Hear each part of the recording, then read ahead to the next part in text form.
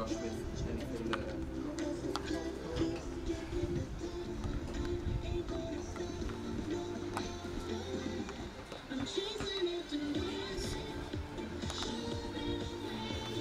Drop that.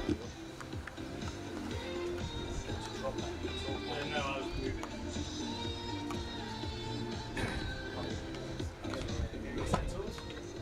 Yeah, that should take us to about 15 seconds without any of those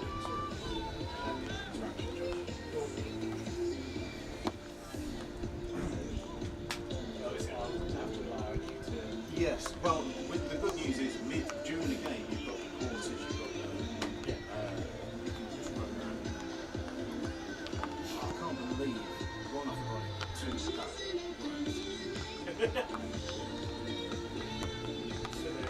low prices. It's actually probably worth setting up on an iPad.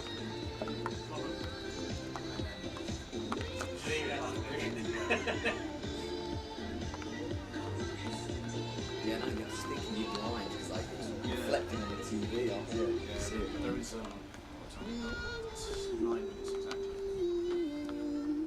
Can you see the stuff over here, all right? Just about, yeah. Okay, that's all right. So yeah, the latest one. You can see that, yeah. Oh, is that this week? That's current. Perfect. Yeah, I know you need 4, 6. It's all very close. It's like with every 2 to 10. Also, it's we've got the first week as well, so yeah. Loughborough haven't got anything to get rid of, but they've got 2 draws. So they're the only team.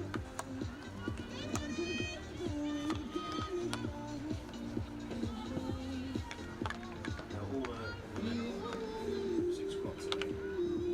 Oh yeah. So we all agree, John? Yep. No. Yeah, I know Uni of missing a couple of players today. Some good players to meet you guys. Oh, right, that's probably worth knowing. So Yeah, Liza Wheeler and Claudia Swain, so both on the bench. They're managing today. oh, okay, so like assistant coaching. Yeah, absolutely. So, 2 good players. Got my time as well. Oh, I like that. Well, the colour doesn't help. I can see what you're doing. Yeah, colour. I changed that this morning. I thought, yeah, I'll probably make that actually makes it worse. Yeah, University of North, they are good at corners. Beeston, more field goals. Isco scored all of theirs from field goals. It's really impressive. Mila. Yeah. Yeah. Ollie Nixon, yeah.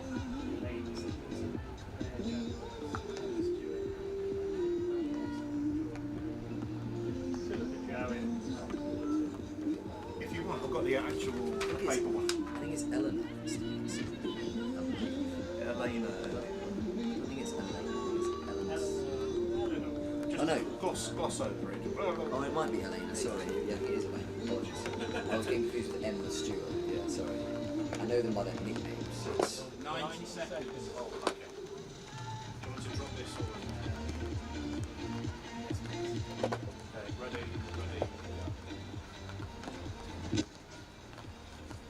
Hello everyone and welcome to this game between Beeston and the University of Nottingham. Let me just run you through the team lineups that we've got today. For the University of Nottingham, number 1 we've got Mila Welch as the goalkeeper. We've got Manny Long, Tilly Stanton McDougall, Maddie Stewart, Julie Reid, Sienna Dunn, Holly Nixon, Eleanor Stevenson, Claire Jackoworth, Emma Stewart, Anna Kilpatrick, Madeline Axford, Jordan Homan, Philip Jarrett, Alex Middleton, and Ella Brown. And your lineup for Beeston, it's Steph Terrell as the goalkeeper, Nick Moss, Ella Cusack, Sarah Miller, Nadia Benoel, Jane Kilpatrick, Lauren Noel, Hannah Green, Dee Bell, Lucy Mackey, Lottie Summers, Andrew Chilwell, Matt Stewart, Lauren Noel, Rosie Stevens, and Katie Mason.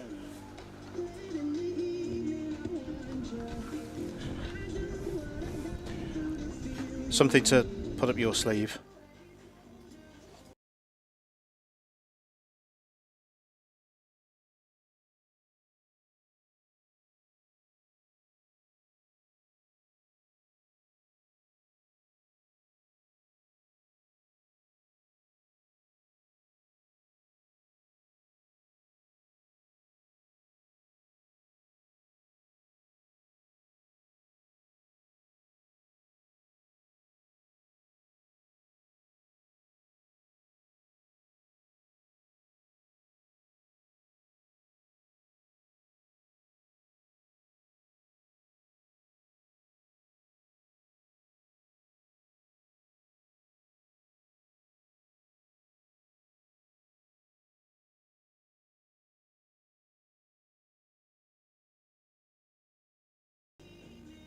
Hello everyone, welcome to Nottingham Hockey Centre.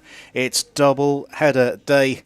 It's Beeston and their near neighbours, University of Nottingham, meeting in the Women's Premier Division, and then following at 6 o'clock, the Men's Premier Division 2.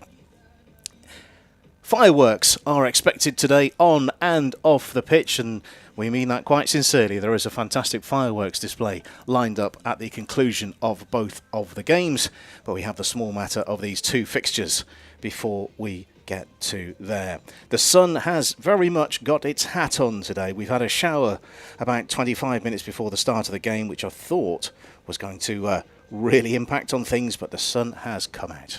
I'm Andy Day. Alongside me is Jake Reed. How you doing, Jake? I'm great, Andy. It's good to be back. It is, and that is confirmation of the matches you can see on the screen. Beeston versus University of Nottingham in both the women's and then the men's. Of course, the women's match is first. 51 metres between the two teams across the car park, so this is the most local of local derbies that you can get. The teams are making their way out. And we'll change the music as the walkout happens. Whilst we're looking at the league table as the teams make their way out. So Bowden are leading the way with 3 wins and 1 draw from their 4 games so far. Surbiton in second place. Looking a little bit further down the table, Beeston following their good start with 2 wins from the first 2. They are in 5th place following 2 subsequent defeats. University of Nottingham got their first victory on the board around this time last week against Reading, just over the way with a 70th minute winner. So, yes, there's a derby involved, Jake, but what else have we got in store today? What have we got between the two teams? I think it's one of those games where it could quite possibly go either way. Who doesn't love a derby? There's a lot to play for, a lot of pride on stake here. So I think, there's a number of games today across the league that can change the look of this league table. So I think this is one of those games to look forward to today. Quick look at the two histories of the two teams. They're two relatively new teams to the Premier Division, second season for University of Nottingham. Beeston consolidating with season number 6 it is in consecutively now in the Premier Division. Beeston looking to go higher. University of Nottingham, what's the goal for UON this year? Top I think, 6?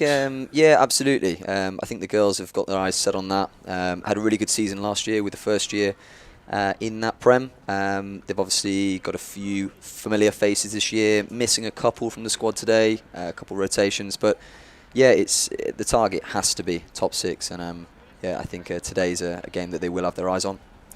Looking at the 2 matchday squads, there are a couple of players who stand out for both sides. But starting firstly with the Beeston squad, if we can get that.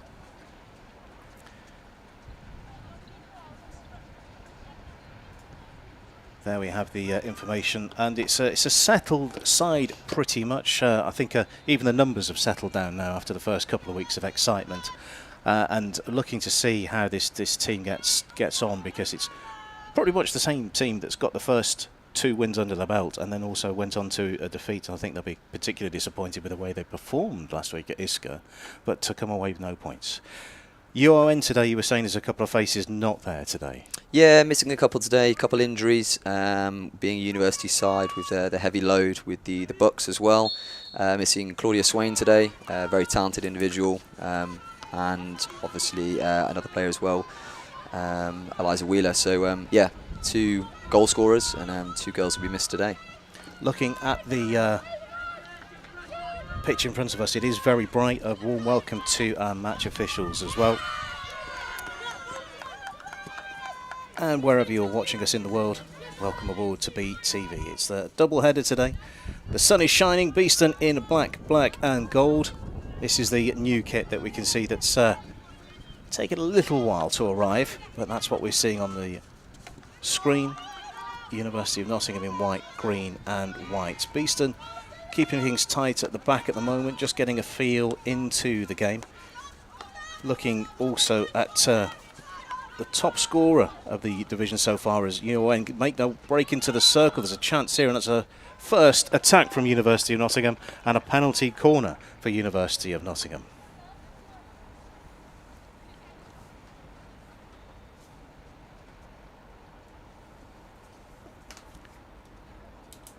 So 1 attack, 1 attempt for UON.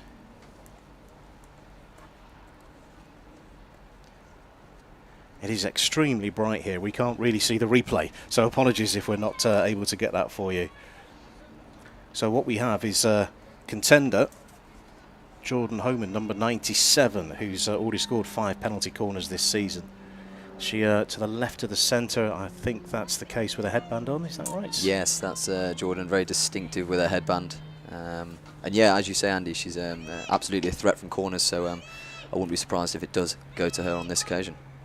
So we're looking for the ball to go to the left. That is exactly what's happened, low and hard, and then knocked away behind the goal. Very good stop, and Beeston survived. Good penalty corner, good defensive work. Yeah, very good save there. I think it was Steph Tyrrell there. Looked like she managed to get a stick on that, going low to the bottom left corner. So yeah, really, really good save. Probably expect to see more of the same. It's a side that scored plenty of goals so far, but as we were saying a few seconds ago, Jordan Homan, the provider of most of those. Chance here in front of goal, and then swept up right at the back. Very, very strong start in the first couple of minutes for University of Nottingham. Beeston looking to get a foothold in the game, and they're trapped right in the corner, but they're engineered pretty well out of there. It's all very condensed and very compact in that corner, and you can see the skipping defender, the skipping attacker moving away. You can tell where that struck. Yeah, absolutely. I think that one might have been a little painful. So Beeston pinned in their own 23-metre area at the moment. UON clearly have got a game plan to press high up the field and engineer an error, but it will be a free hit for Beeston.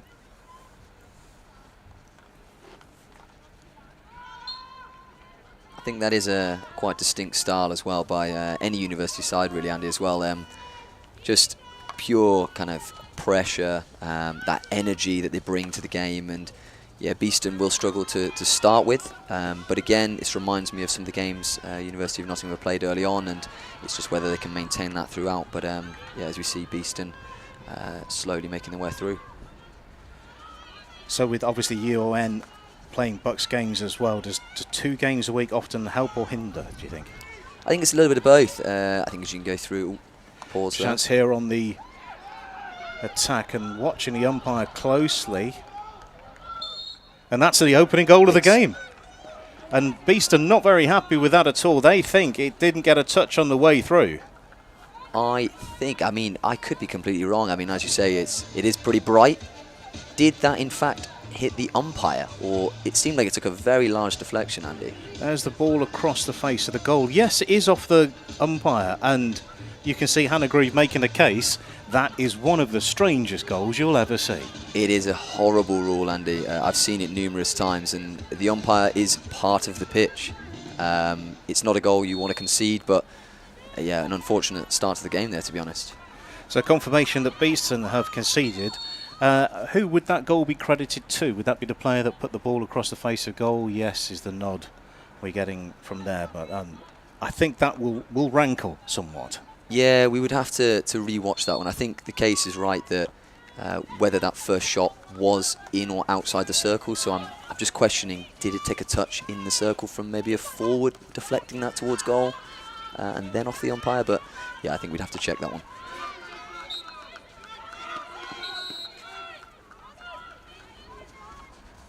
But sorry, Andy, going back to your point earlier about the Bucks, obviously it's great for the team to get that team cohesion, to get used to playing together, but it is a lot of hockey in 1 week with their training program as well. So you can argue, can they maintain it? And that fatigue will definitely set in at some point.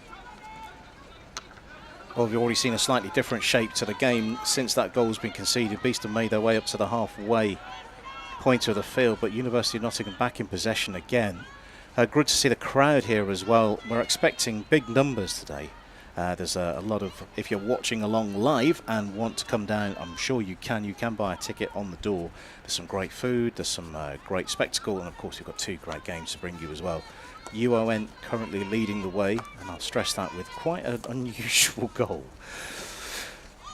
Looking at the pressure now coming from UON on the left hand side. Hannah Kilpatrick trying to make her way through, but it's been blocked, and then Beeston putting the gas on. Trying to break all the way down the left-hand side of the field. Spotting the ball is very difficult. The ball's gone over the baseline. You can see by the umpire's outstretched arms. If you can tell me who was running back there, Andy, Yeah. you're a greater man than me. It's very difficult to see numbers currently. It is very, very difficult indeed. So apologies if we're not identifying players as regularly as we would usually do. It's not often you hope for a bit of rain, but hopefully the rain will come back. There's a dive just in front of the chapel here. UON through Helena Stevenson with a restart. The space in the middle. Homan in the middle of the park plays the ball forward, and umpire Warburton points the way for a Beeston free hit. What do you do if you conceded an unusual goal like that? Do you just have to put it at the back of your mind, or do you use it as fuel? It's so easy to say, just kind of write it off, reset, go again, stick to your principles. But as a player, when you're on the pitch and in the moment, it is difficult. It's evident that you have an uphill battle to kind of to climb. But yeah, it is just one of those things that you just have to mentally reset and just refocus. Certainly UON looking the better of the two sides in the early exchanges. If you're relatively new to watching top division hockey, we will have 4 quarters of 17.5 minutes. So the first break coming in a touch under 10 minutes time. Nice ball round the corner and taken off the stick of Maddie Long, and Beeston bringing the ball towards halfway. Maddie Axford is the captain. That's Claire Janderworth playing the ball forward, and good pace early on. Maddie Long now into the circle, shooting opportunity, has the ball taken off her stick and played out, and that's well trapped under a bit of pressure from Angela Chilwell. By the way, many happy returns, Angela Chilwell. It's her birthday today. I know she's got supporters watching from around the world as well, so happy birthday, Angela Chilwell, from all of us at BTV.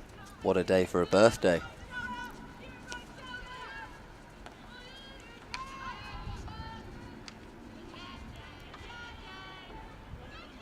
A little bit bogged down over the far side of the field. Alex Middleton is the player who was involved in that a couple of seconds ago. Following the path of the ball as it goes back over halfway. Janderworth very calm pressing Ella Brown, who played the ball forward there a couple of seconds ago, to Long, who decides to go back. Beeston making it difficult to go through the middle, but UON more than happy to keep possession of the ball and probe and weigh outside the 23-metre line, looking for a weakness. Is there a way through? Not there. Big call of play from the umpire on the far side, and it will be a free hit. I think there's a tiny bit of frustration creeping in the Beeston defence.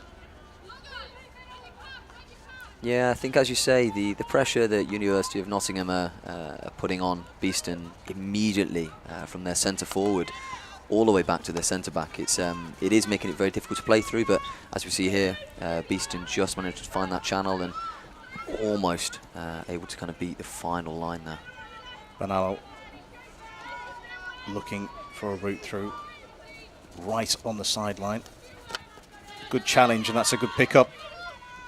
Cusack making her way to the edge of the circle. Good defensive touch from Claire Janderworth, who's had a very good and very prominent couple of minutes in front of the camera. Powered into the circle, and you can hear that hit and get outside of the frame of the goal. That's the furthest the ball's been up under Beeston possession. Yeah, I think it's one of those games today that Beeston are going to definitely look to try and catch University of Nottingham on the fast break. They'll definitely take their opportunities to get that ball and try and win it higher up in those higher pockets, and yeah, try and catch University of Nottingham off guard. It's the second time that the two teams have ever met in the Premier Division. I think it's the second time the two teams have met ever. And it was a win here at Beeston back on 24th September 2022 when Beeston drew 2-2 with the University of Nottingham. So honours even so far. Both teams looking for an initial victory in this derby game. Punched into the circle again, takes a couple of touches, and the umpire sweeps an arm out saying it's a long corner.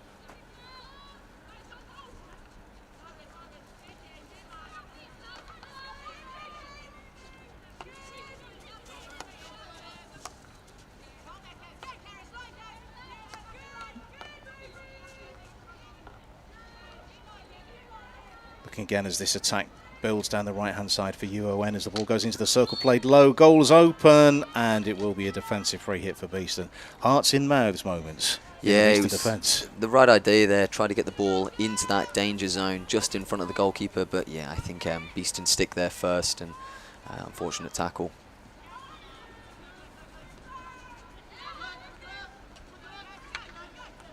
Promising now down the Beeston left with support coming up in the middle. We're finding it difficult to follow the ball as the ball goes into the circle. Nice zip about the return of play from UON, and things breaking down in the middle. Beeston can't get a stick on it.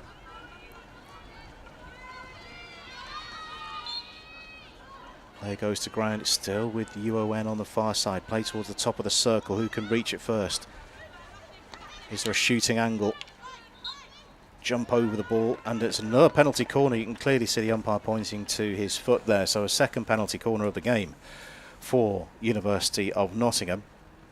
Yeah, I think that was a little bit something out of nothing there in a way. There was definitely that early pass on. You can see what the University of Nottingham players trying to do there, trying to connect, get that ball in behind. But yeah, unfortunate for Beeston there. Just clips a foot on the way through, and this is something that Beeston are definitely going to have to be careful with.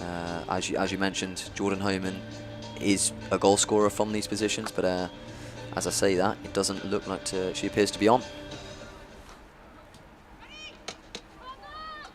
We are set. Beeston successfully defended via the goalkeeper's stick a couple of occasions ago. This one is low, and it's another good block from Beeston. Fired low and hard and away for the expense of a long corner. Yeah, really good save there by Steph Tyrrell, and to clear that ball nice and wide. Just allows the Beeston players to reset and gather a bit of composure.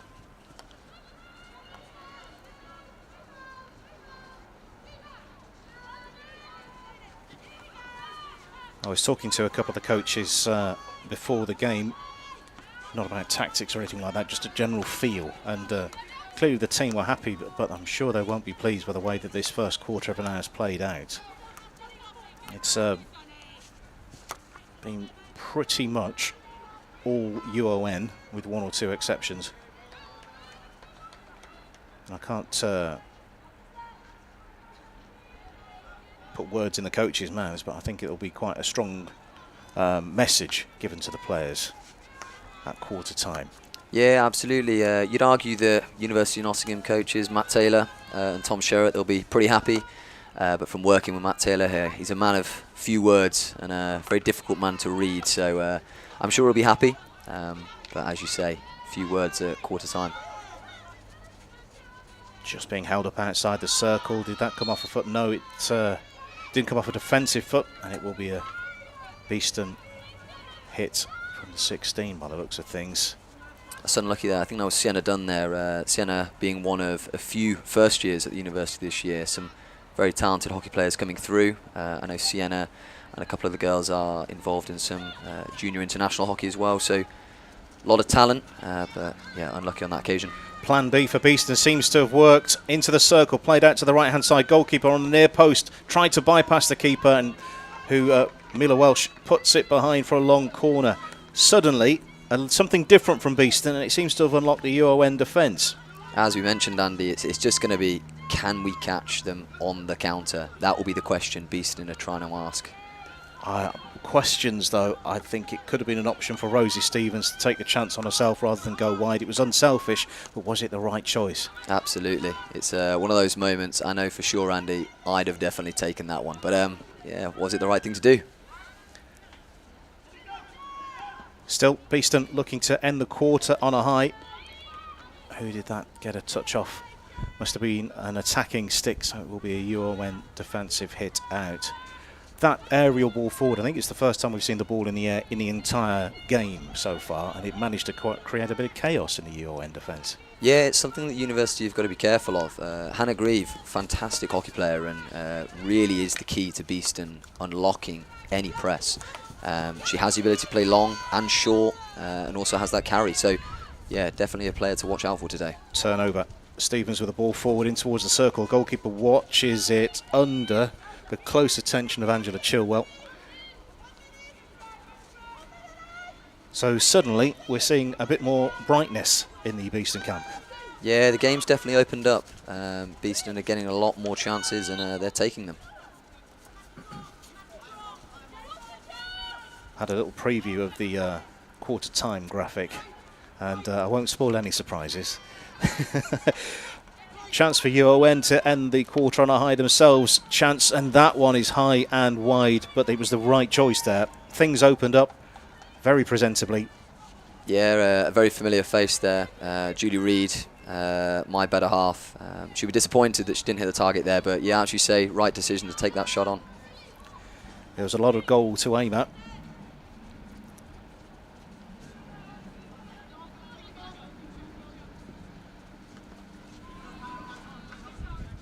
I think this is probably going to be this for the first quarter with seconds left to play.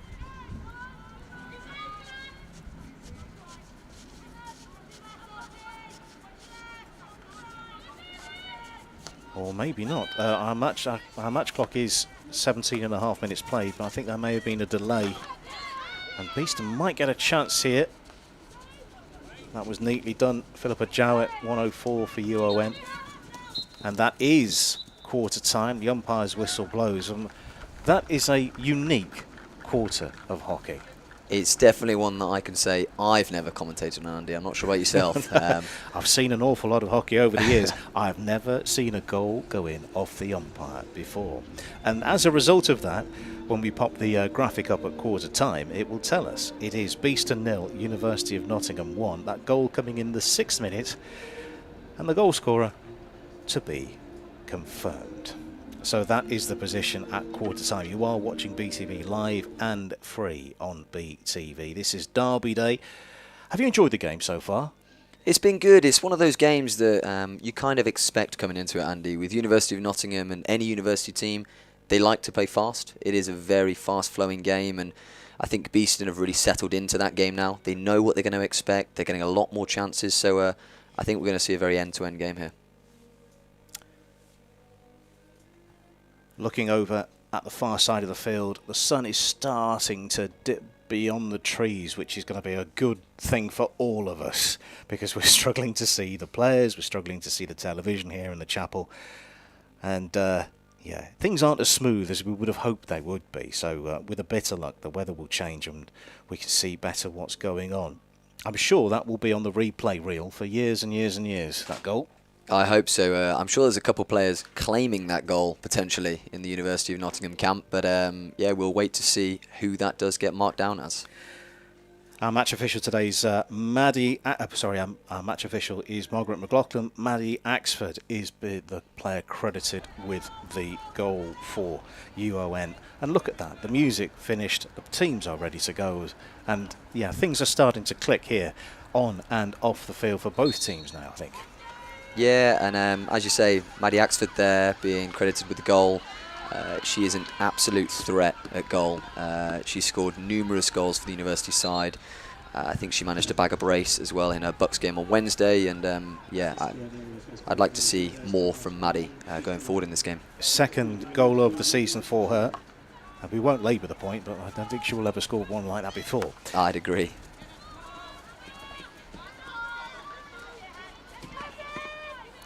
Shadows lengthening on the pitch here at Nottingham Hockey Centre.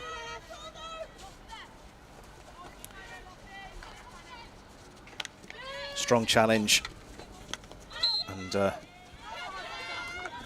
Beeston getting the favour of the whistle there, and they can afford to bring a few more players forward. You can see running to the right of your picture, Jane Kilpatrick making space on the right hand side, but the view for Lottie Summers is to go back, keeping possession, building down the left hand side, a transfer, and then running into traffic. Beeston regain possession back again.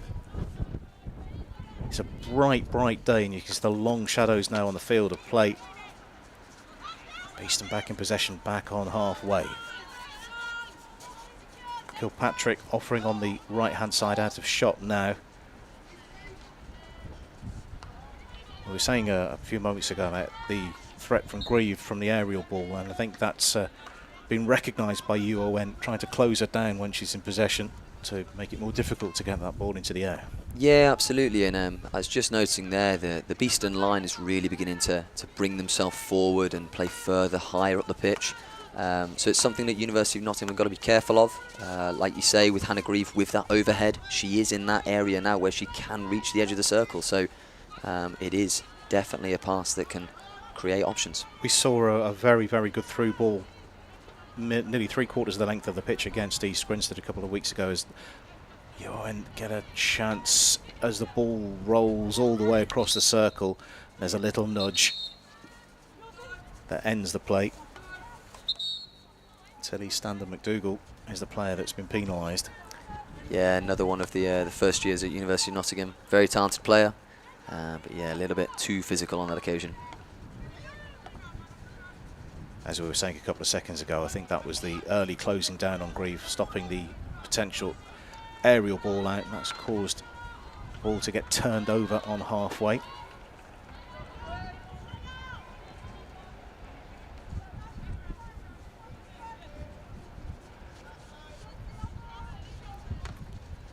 Crisp ball you can see whizzing across the surface, but no one is near that. Nice idea into space, but no one alerts at that opportunity from in black and gold. Yeah, plenty of space to be led into there, but yeah, just the anticipation not quite there from the Beeston side. Aerial ball, very shallow, taken down. Nick Moss levering away, and that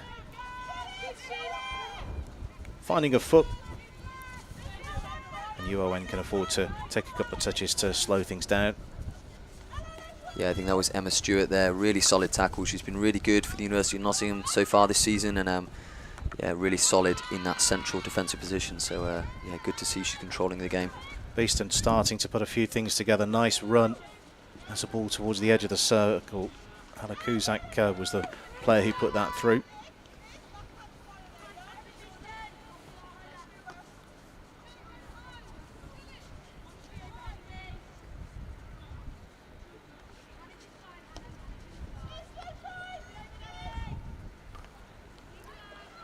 As someone that works with UON and is part of the team, is there much rivalry between the two sides?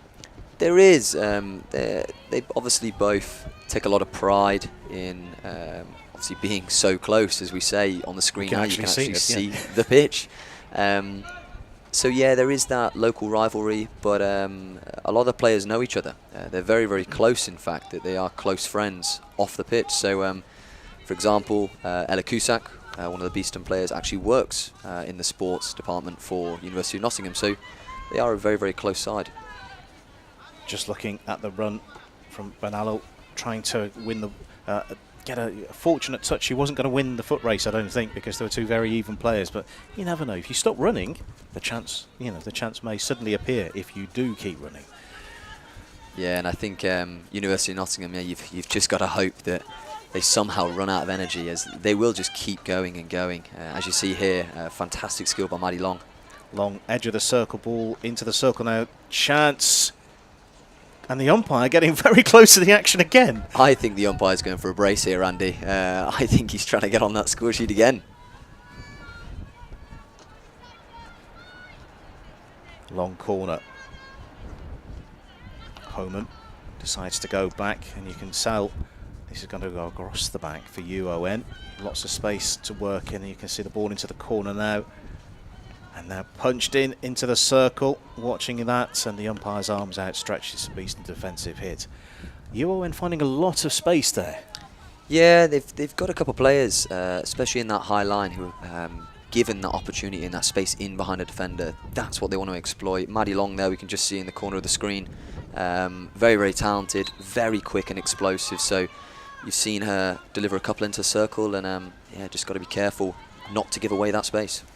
I'm looking at the position of the ball, and also off camera there's a couple of players hugging the right touchline from a Beeston perspective. Maybe they'll come in now as the ball is 5 metres away from the edge of the circle. Who gets that? It's a Beeston ball. It's got to go out to come back in, I think. It's being played away. And so easily turned over in a promising position for Beeston, although the battle is still on for possession of the ball. And UON come away with it. As we mentioned earlier, yeah, Emma Stewart again on the line to goal. They're doing those defensive duties, putting her body on the line. Really, really solid to keep the UON goal clear.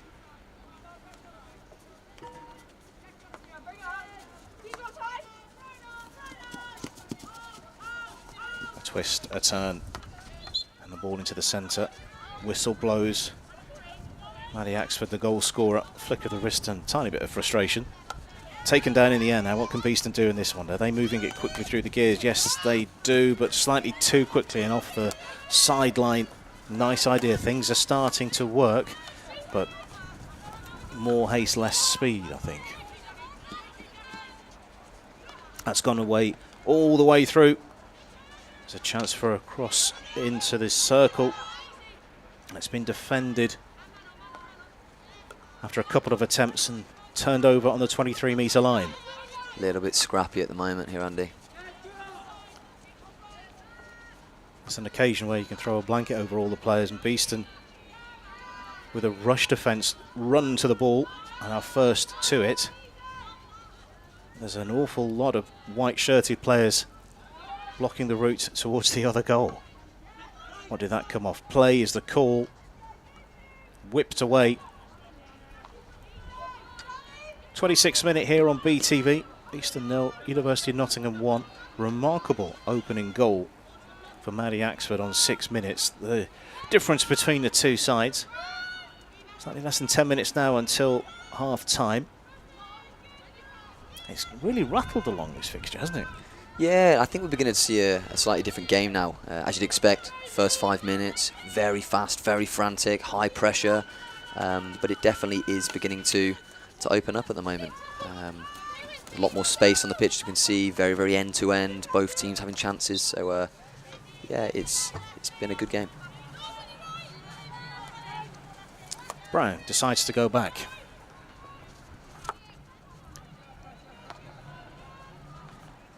Over on the far side of the field, more spectators moving to the gallery all the time. I know the balcony was all very popular already. I think it's probably an easier watch with the sun behind your back rather than on the balcony. Given away on the edge of the circle, UON with a chance but not able to be taken further by Middleton.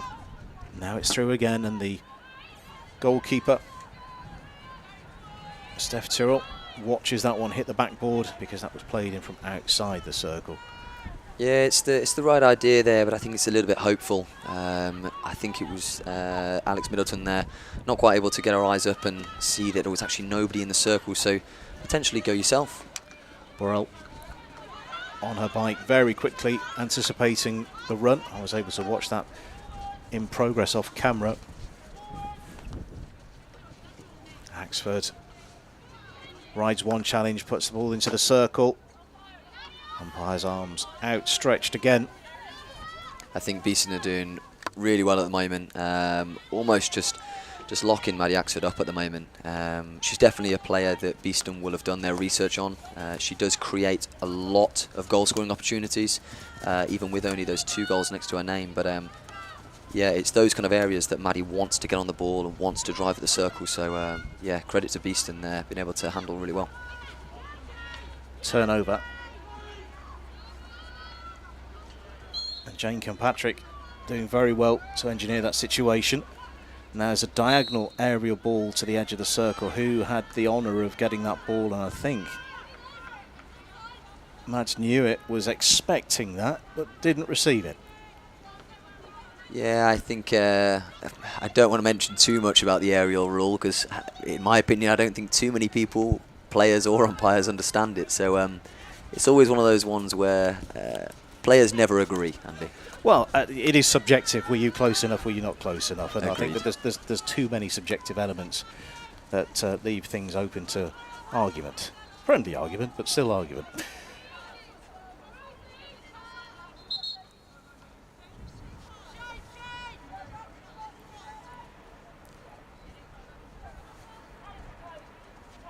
Mackey with the restart, punches it down the line, takes a touch, and Beeston have got some decent field position. And they've done exactly the same thing again, I think. There's a nudge, and there's a turnover. Burrell, the captain, tries to play the ball to the top of the circle. Who's going to win the foot race to get that? The goalkeeper is the favourite. Yeah, it's the right idea there. It's a really good pass by Lauren Burrell there. But yeah, Beeston player just couldn't quite get on the end of that. We're seeing two very distinct styles form in the first half an hour of this game.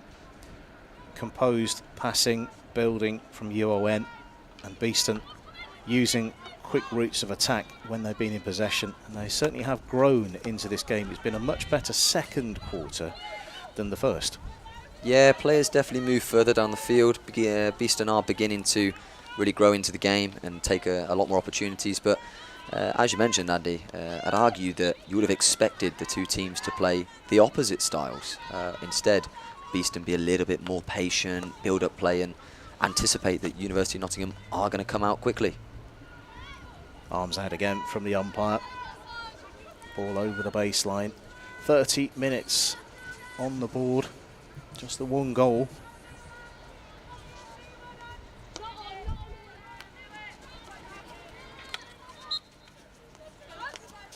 We will be coming back for the free hit just on the 23-metre line or thereabouts.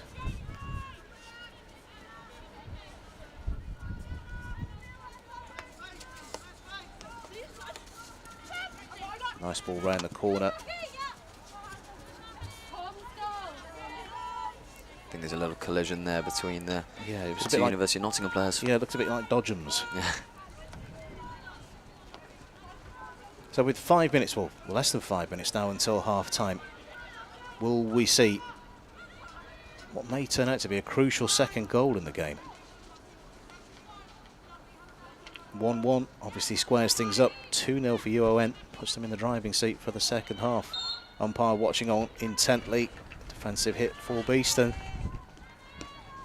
Seems to be one or two options at the moment, Andy, for the University of Nottingham side as they reach the end of that circle. It seems to be an overpass where they just don't take the opportunity and put something at goal, or an overcarry.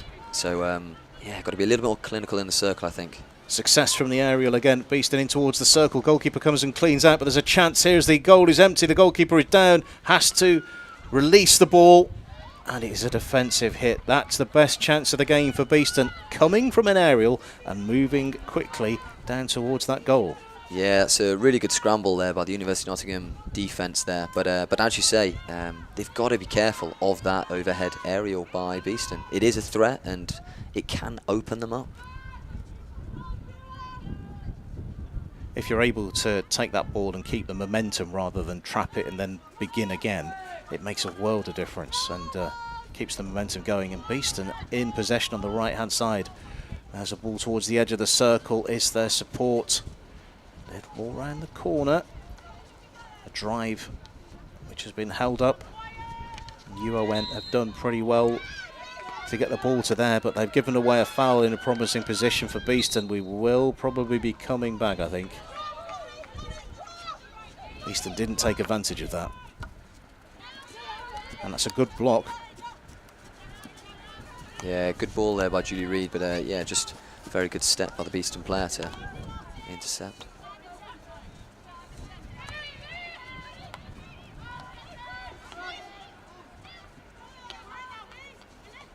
Strong finish of the half from both sides. 2 minutes or so still to play. Our screen clock may not completely reflect. There's a chance here on the reverse, and that's been blocked, and the goalkeeper's done excellently to push the ball away from danger. That looked like a certain equaliser. Brilliant stuff from Mila Welsh in the UON goal. Yeah, she's returned into goal this week. I know she's been out with a slight injury. Believe it or not, a non-hockey related injury, Andy. Actually a cooking injury. Wow, would you have it? But yeah, really good to have her back. She's been a fantastic addition to the squad this year. So yeah, really showing her quality in goal today.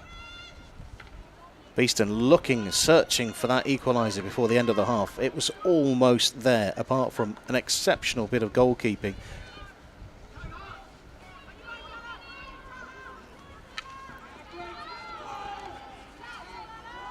Turnover back with the Beeston side, having to go back, and There's a diagonal ball into space. Things really are starting to click. As I say that though, that move does break down. Is there going to be another chance before the end of the half? Flicked in towards the circle now. Shooting opportunity. That's a penalty corner. That's a great way to end the half for Beeston. This will surely be the final act of the half. Talk us through this, Jay. Yeah, I think it was Ella Brown there, trying to do the right thing, just trying to just isolate play really and keep it in the area. But really good pickup, and I think it looked to be a foot. I couldn't quite see because of the sun, Andy, but really good dribbling through there and entering the circle, and yeah, fortunate to win a foot there, and Beeston have got to make this count now. What a time to get your first penalty corner of the game. This could be a literal game changer, and it certainly changes the half-time team talk if this goes in. Yeah, as we hear the half-time whistle there, it's yeah, a real good opportunity for Beeston.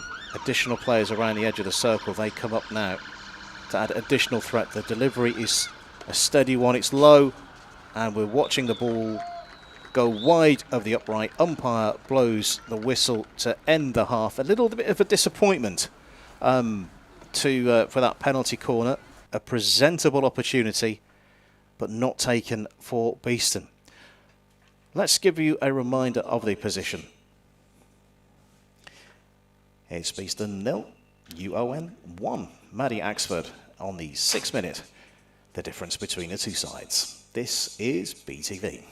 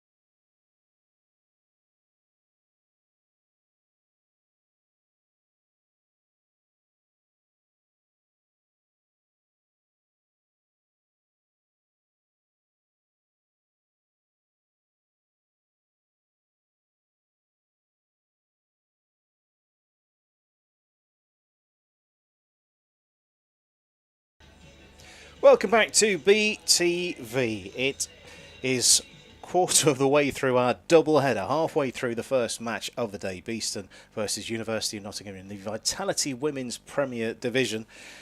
We've seen one remarkable goal. Do stick around for the highlights later on. Goal credited to Maddie Axford. However, it did come in to the goal off the umpire. Of course, completely legal, but very, very unusual. Yeah, very unusual. I think he can definitely tell his friends about that one. I don't think many umpires will score quite a sublime finish as that one, but yeah, very strange indeed, Andy. We're just waiting for a signal. It will be Beeston to start the second half in black and gold, attacking the car park end. Actually attacking the end where the UON's home pitch is. And UON are attacking the boulevard end in this second half, attacking the clock tower at the UON across the road. So very, very bright start into the circle quickly, and then over the baseline. You can see there's clearly a bit of intent to play a bit quicker from Beeston in the second half. Yeah, as you'd expect, I think Beeston are definitely going to come out with a newfound intensity to their game and really take the game to University of Nottingham now. Tactically, I don't think Beeston would do anything too wrong towards the end of the half. I think they just need to be a bit more clinical when their chances have been presented to them, and also there was an inspired moment in the UON goal from Mila Welsh, so we could have been level pegging at very least before the end of the half. UON will look to probably counter that as well. Yeah, absolutely. I think, as you say, Beeston didn't really put a foot wrong in what they were trying to do towards the end of the half, but I think what they do need now is just making sure they're winning that ball in that higher pocket, so they just need to have people in the circle ready to receive that early ball. Driven ball into the 23, taken on the second attempt and the peel, so we have looks like a penalty corner award for an offence far, far away from the goal line. Yeah, I think that was because the University of Nottingham player there, not 5, and just engaging play early. So as you can see on the replay here. Because there was one penalty call, there was one award there, which must be that point. Yeah. And then, interfering with the restart. Yeah, absolutely. It looks like Beeston tried to take the ball really quickly. University of Nottingham not quite set, and as a result, short corner. So, yeah.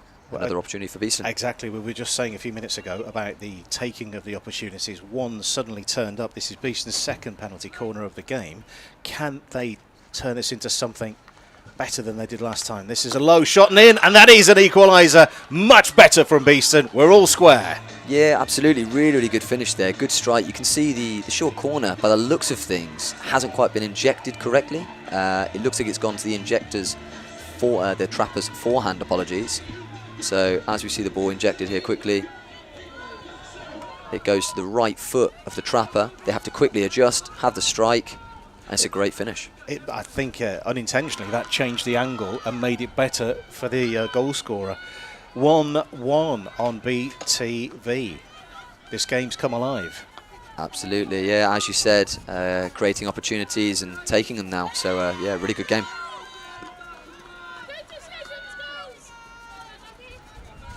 We'll get confirmation of the goal scorer in due course, but it was a fine strike.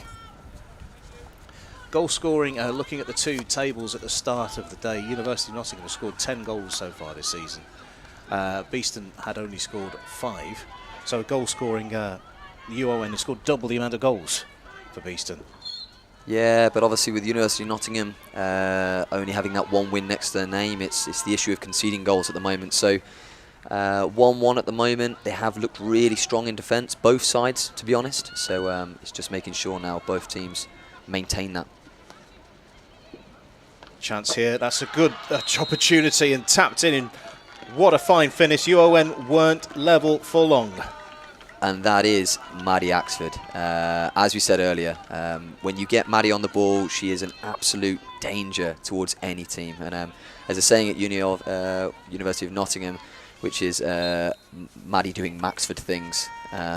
So, yeah, very, very talented individual and great finish.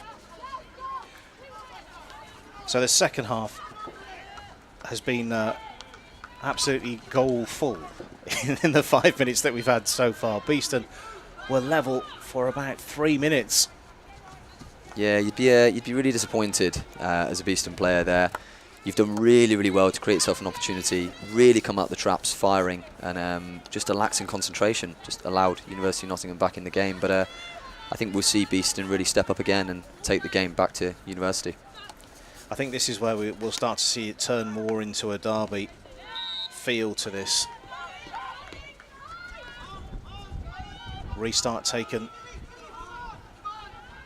Not much distance on that restart, but still with possession for Beeston right in front of the dugouts there. Ball Patrol getting the ball back into play quickly, keeping the flow of the game going. Great to see Ball Patrol here today. Yeah, it definitely speeds the game up, and it's something to enjoy when you want the ball quickly, and unfortunately something you don't particularly want when you're getting towards the end of a game there, Andy, and a bit leggy. Yeah, game management, you need to work on that one, but there's still plenty of time, and Beeston looking good down the left-hand side. Jane Kilpatrick looking to press down the left. UON in possession just inside their own 23-metre line. A reminder that the last time these two teams meet, in fact the only time that these two teams met, it was Beeston 2, University of Nottingham 2 back on 24th of September 2022. I wonder if we'll see a repeat of that score today. Yeah, it's looking that way, Andy. Like we said, I think there's a lot more opportunities to come in this game. I wouldn't be surprised if we go over that scoreline. Beeston looking to bring the ball round the corner. Mads knew it. Looking to progress. UON free hit. Just waiting for that clear space. I'm sure there's an aerial at the end of this. In fact, look at that. What do I know? Stroked across the floor. Sure, it was shaping up to be an aerial. I'm not sure. I wasn't just making that up. There's a little touch, an important touch from Bernal, number 7.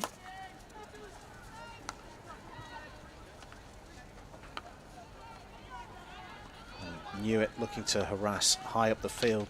UON equal to that and bringing the ball far away up the side and then out of play. Beeston looking to bring the aerial down on the 23-metre line. I think we're following the ball at the moment, but the play will be brought back for a University free hit. Nice sharp retake. I think we are having difficulty identifying where the ball is, so we need to look out the window. UON into the circle now. And defensive hit for Beeston, and they're not hanging around. There's space. Furthest player forward, there's no one in support. It's been brought a long way, and that's a penalty corner. Oh my word. She's done very, very well, Keris Miller, taking the ball a huge amount of distance, and I think we've seen our first card of the day as well.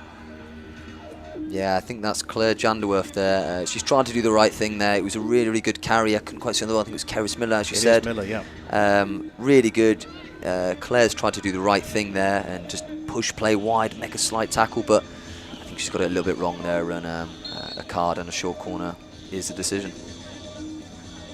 I was looking at the replay for a second. Did you see the colour of the card? I couldn't quite see It is it. a green card we've got. So Claire Janderworth, green card.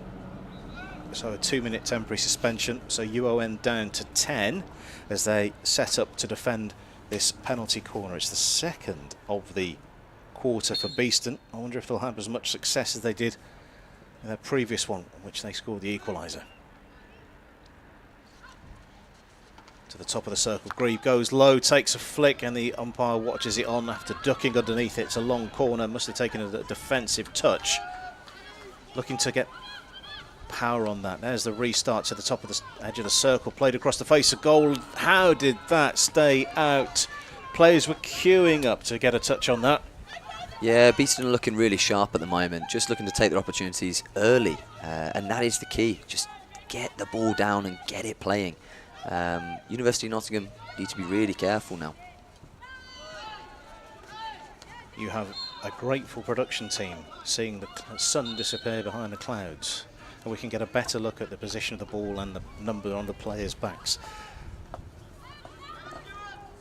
43rd minute on BTV. Beeston 1, UON 2. 2 goals for Maddie Axford for UON. Awaiting confirmation of the penalty corner goal scorer for Beeston. We'll bring that to you as soon as we possibly can.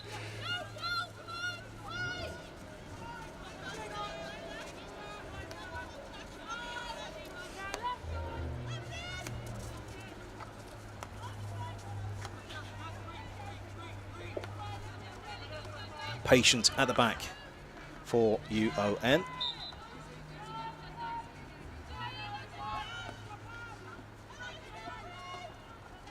A bit of the intensity has dropped out of the game in the last minute or so. Yeah, absolutely. I think it's funny, just thinking back to my university days, Andy, I actually did my dissertation on the attacking play within quarters, and as you'd expect now, when the results showed it at the time, that it does naturally drop in the middle, and I think we're seeing that now where presses will drop off, speed of the ball slows down, the attacks become fewer. So yeah, I think we will see this begin to ramp up as we get to the close of this quarter, and I think we can expect a really exciting final quarter. Yeah, I would imagine that the players are holding something back to make sure that there's enough in the tank to see them through to the end of the game, and I think we're going to see chance here for Beeston as they go through the gears and getting into a tangle. Good covering of the ball, but it's been brought back a long way. UON free hit. We were all working towards, or assuming that was a Beeston play down the middle of the field. I think there might be a tiny few communication problems as well out there today. I'm not really sure what happened there, to be honest, but potentially just maybe taking the ball from the wrong position is all I can think, to be honest. Mads Newitt is the player credited with the Beeston penalty corner goal in the 38th minutes. 3rd goal of the season for her.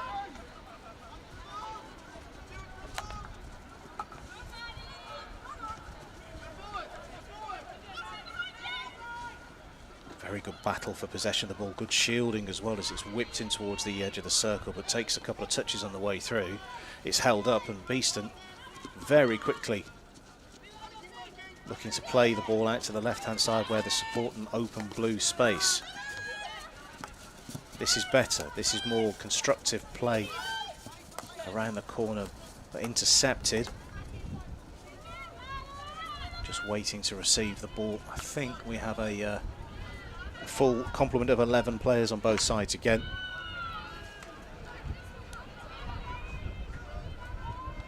Can't see anyone on the suspension bench. That's my logic there. So Janderworth's green card has elapsed.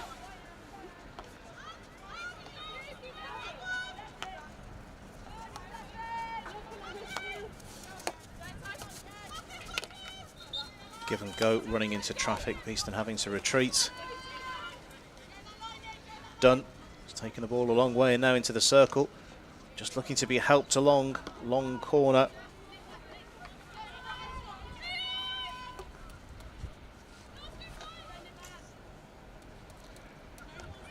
Homan with a restart.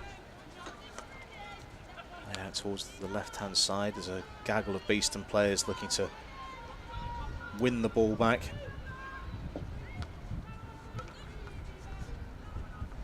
Good build-up play here from University of Nottingham.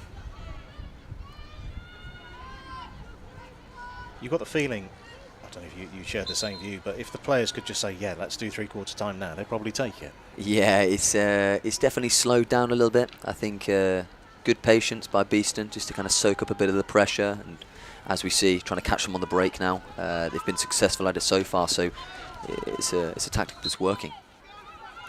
Looking at the schedules for the teams, we're looking at the attack build-up down the UON right-hand side. Beeston pulled out to try and meet the ball. Free hits. Good tackle. Has the ball gone out of play? It must have been nudged out of play off the attacking stick. Good defensive work from Beeston there. Yeah, absolutely. I think especially you can see Sienna Dunn there trying to attack the left foot as you'd want any attacker to do, try and enter the circle.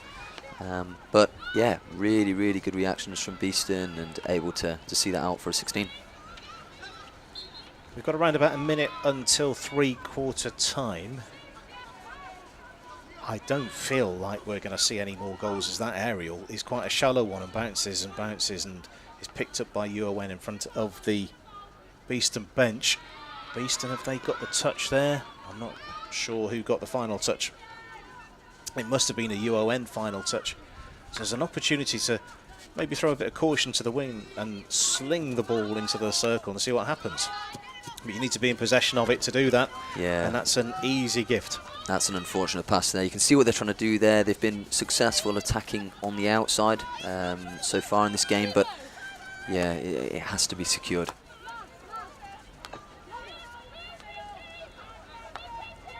Closing down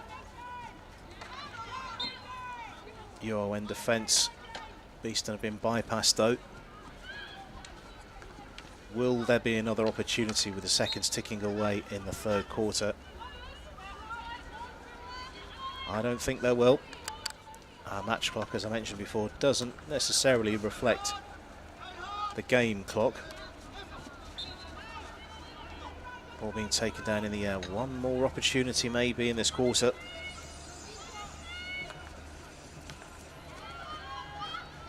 Another cheap turnover, this time Beeston benefiting.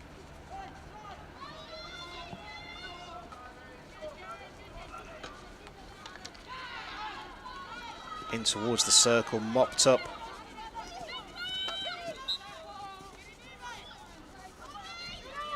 Beeston free hits. I'm not sure where this additional time's coming from, to be honest, but... Yeah, all I can think is the card, Andy, but yeah, you're right, I don't believe time being stopped for this long.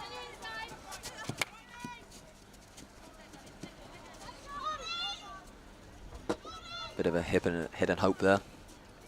That's what I was sort of anticipating for Beeston. Just get the ball into the circle. You never know what will happen. Yeah, absolutely. It's definitely worth a go. And as you say, it should be nothing but seconds now. So, yeah, it's definitely an option.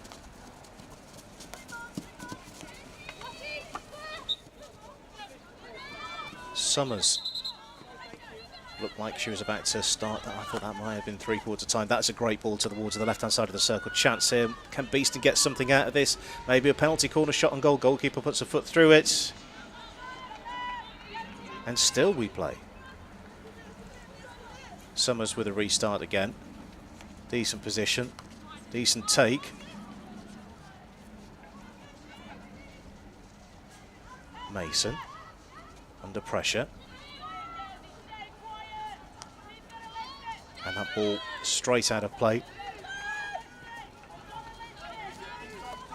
I would expect University of Nottingham now to just keep the ball for a little bit.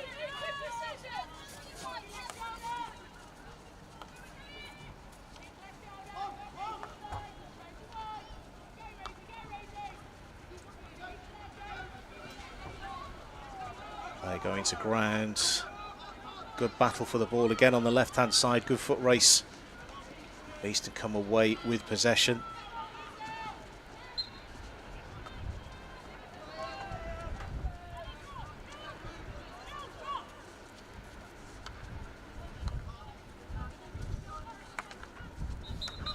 There is three-quarter time as the crowds really ramp up behind the two team benches. It's Beeston 1, University of Nottingham 2 at three-quarter time. It's a 2-minute break. What are the messages to the two teams, Jake Reed? I think if you're looking in both camps, to be honest, definitely one of the messages will be we have to go out and we have to bring it to the opposition. Two very quick goals scored in succession. First one by Beeston, by Mads Newitt. Second one by Madeline Axford.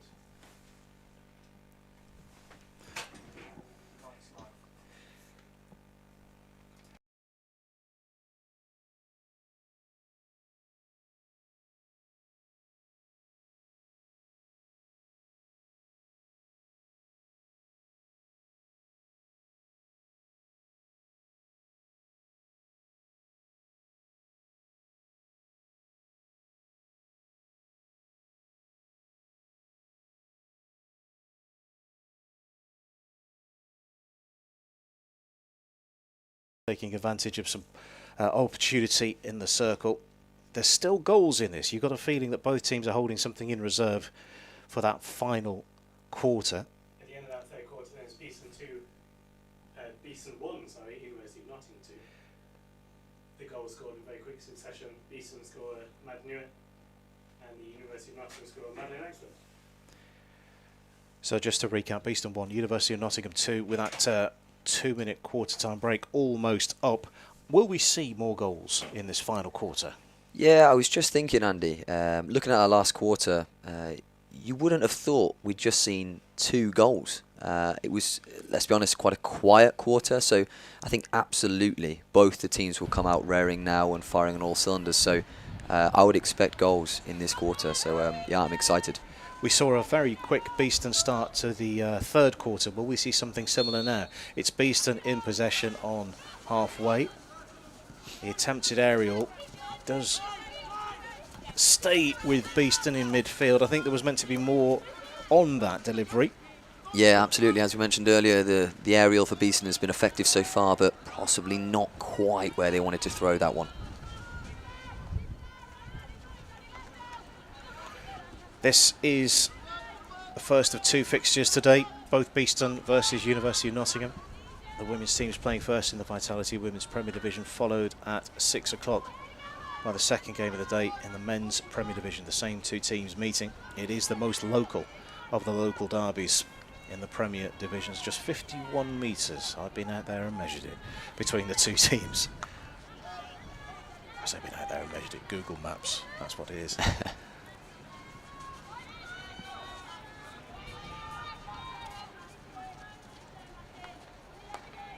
Tidy play from UON. Bringing the ball up to halfway. Support is on the right hand side.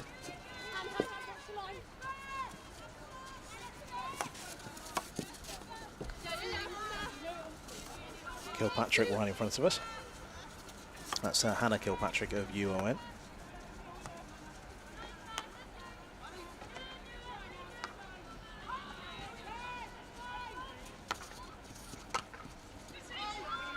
Ball popping up off the stick. Who's first to that? It is a Beeston stick to that, and a raise of the stick from Ella Cusack. Acknowledging the award of the free hit. Again, look at that quick closing down from 56, Holly Nixon. We were anticipating maybe another aerial ball, and closing down from Nixon stops that from being played through the air. Yeah, we absolutely anticipated that that's what they want to throw, and as we mentioned earlier, the intensity has definitely been lifted. It definitely feels like a quicker quarter than the last, and you can see that by the height of their press. Mackie plays it out to Jane Kilpatrick, number 8. Takes a sideline ball herself, whips it along the left-hand side. Who's just been unable to be kept in. Great idea. We were saying this a few seconds ago. You were saying a few seconds ago, but the injection of pace, the pace really has increased. Yeah, you can see there Jane Kilpatrick, as you mentioned, on the ball, almost doesn't even stop the ball. It's so quick to get that ball down and get playing again, and that's where Beeston are going to find themselves successful. Towards the top of the circle, is this a shooting opportunity? There's a pass on here. Good shepherding, great turn and played towards the goal. It did take a defensive touch. Brilliant turn from Mads Newitt, the goal scorer. Yeah, Mads is a very talented hockey player again, playing and studying at Trent University, and yeah, very, very talented hockey player, and showing her hand skills there. Taking 3 players with her, sent at least 2 of those players to the shops.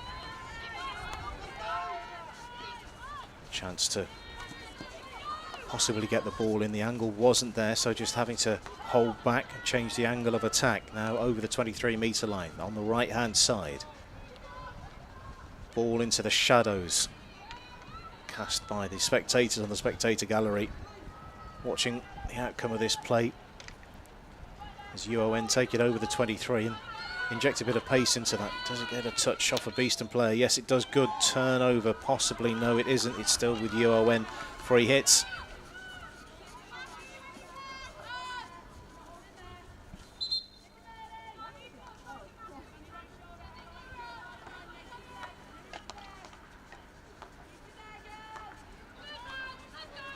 57th minute of the game on BTV.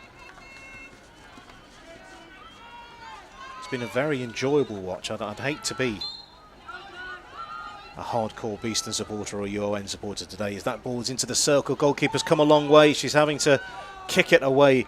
A little bit of a scramble from Mila Welsh, but she's done the right thing. Yeah, absolutely. Mila very active there, coming quite a long way out of her goal and seeing that ball off the sideline. Beeston starting to build. Does take a deflection off a UON stick. And UON carry the ball over halfway. The game getting stretched now, a little bit end to end. This ball's been carried a heck of a long way. There's the cutback. It hasn't found a colleague from University of Nottingham. Are we going to see the ball carried from one end to the other? We will not, because the player's been stopped for a free hit. Yeah, you can see Holly Nixon carrying the ball there at speed, trying to get past Hannah Grieve, but just didn't have the pace to beat her. Looking for that little drop off to Sienna Dunn and just misplaced the pass there. Really good idea, but yeah, just got to execute. Played onto the foot of Bella Cusack. Being brought forward by Homan. Reminder, scored 6 goals so far this season, leading goal scorer in the league. Umpire's whistle blows to stop the play. Beeston will be able to clear. A touch over 11 minutes, or 11 and a half minutes still to play. I don't think we've seen the end of the scoring so far. Yeah, I think it's definitely ramped up again. You can see this press is pushing higher for both sides, and a lot more turnover is happening in the offensive half. So, yeah, I definitely see some more goals creeping into this game, Andy.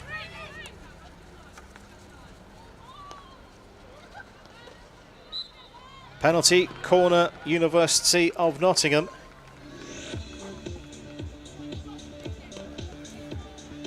And out of more or less nowhere, let's watch this replay unfold. But the play was stopped. There's the trap and the restart. And Beeston seemed to take a little while to wake up to the fact that there were 2 players within striking distance of the goal. Yeah, I think University of Nottingham just taking a leaf out of Beeston's book there. Just getting the ball down early, ready to play, and just want to get on with it. So, yeah, a little bit of fortune there, but let's see if they can convert this into a goal-scoring opportunity. I think we've got time off as Beeston are waiting to put their face-protected gear on. It's taken a little bit longer than anticipated to do that, so yeah, the clock is stopped. We'll keep an eye open for when the time will restart. Maybe, are we missing some equipment? I think we might be. This is the reason for the delay. So 59:28 on the match clock. A delay like this, will that hinder the attacking side, do you think, or not? I think from being out there, it's always frustrating. You're kind of ready, your adrenaline's pumping, you just want to get your opportunity and take it. But yeah, I think the girls are well trained, and yeah, we'll refocus when the time comes. We've just seen, I think it was one of the masks from the first half which wasn't retrieved. So I think that's the reason for the delay. We will have the clock started again momentarily. Homan is there to the left of your picture.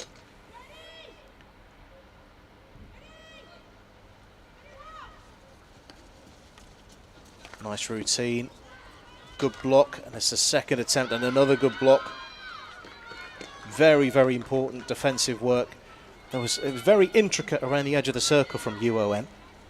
Yeah, it was an interesting routine. Obviously, I could see what they're trying to do there, but just a little bit of hesitation on that pass, I think. Punched in towards the circle, but very high, and I think a little bit of danger there. Yeah, absolutely. Just kind of forcing the ball in, but yeah, going back to the corner here, you can see there's a little bit of hesitation as that ball's trapped, and you can see they've taken the ball out to Castle 2, trying to get it over to Jordan Homan. As you say, she scored 6 already. A little bit of hesitation, and it's Maddie Stewart to follow up that rebound. Can the Bees find an equaliser? Of course, you want to win every game, that goes without saying, but I think the team, the Beeston team, were quite keen to get a victory today. The season starting with 2 victories and then 2 defeats. There was a defeat here against Clifton Robinson's 3-1. And I think slightly more disappointing was the result away against Isker and University of Exeter, purely because Beeston, as I understand it, had plenty of chances and didn't secure the points, and Isker correctly taking the 3 points that day, but Beeston a little bit frustrated. First win of the season for UON last week at this time. Yeah, and I remember watching Beeston play against East Grinstead, and it was a really, really dominant performance by them. Created some really good goal-scoring opportunities, and rightly so, deserved the win. And likewise, over onto the other side, University of Nottingham was at their game last week, and again handled tactically the game against Reading really well and created some brilliant opportunities. To come for University of Nottingham next week, it's 2 games in 2 days. Away to Bowden, the current league leaders at the start of the day, and then hosting fellow university side, away to University of Birmingham. So 2 away trips in 2 days for UON next week. Beeston also heading to University of Birmingham on the 21st of October, then followed by Bowden here. So there must have been a bit of engineering with those schedules. Yeah, I mean, Bowden obviously just newly back into the Premier League, and to see they're on that form already is brilliant. Good angle here, that's a good turn, and that's a free hit. Just looking at that angle for number 56, Holly Nixon, to play the ball in. That was just cut off at the key moment because there was a pass on in front of goal. Homan tries to force the ball in. Beeston. There's a big appeal, and that sounds like a long whistle, and that's a green card that has been shown. Yeah, a little bit hasty, I would say, by Jordan Homan there. You can see what she's trying to do, probably a little bit frustrated that the pass she intended didn't get through, but yeah, it's coming from quite high up to make that challenge never looks good, I'm afraid. So confirmation, Jordan Homan shown a green card, so it's a 2-minute temporary suspension for Homan.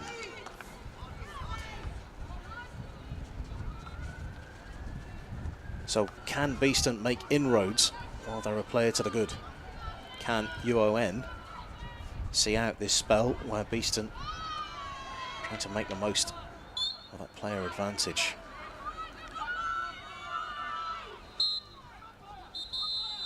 Another time off here.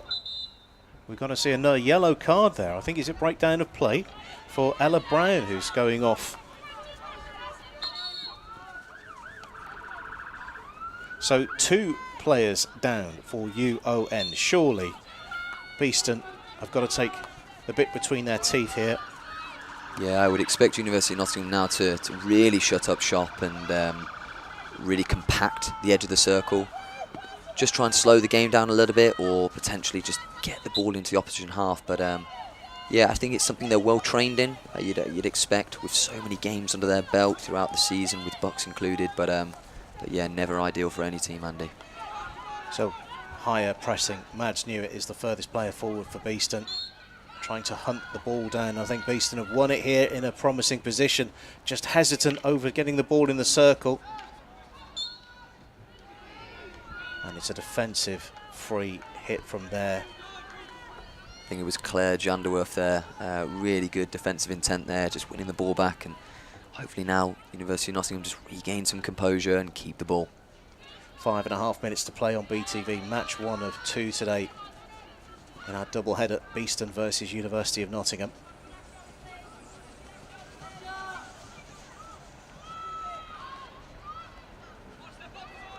Looking at this, there's a route out here and there's an appeal. Yeah, smart play by University of Nottingham. You can see what they're trying to do here. They're just trying to invite the tackle, protect the ball, draw the foul, and ultimately slow the game down to get those players back on the pitch. The green card for Jordan Homan. Not far away from being resolved, I think. She may be back on now. Chance here. This could seal it. Good blocking. And that's wide of the upright. That could have sealed all 3 points for University of Nottingham. Yeah, that was close there. I think it was Holly Nixon found herself high up and in a really good goal-scoring position, but yeah, just whistled by the post there.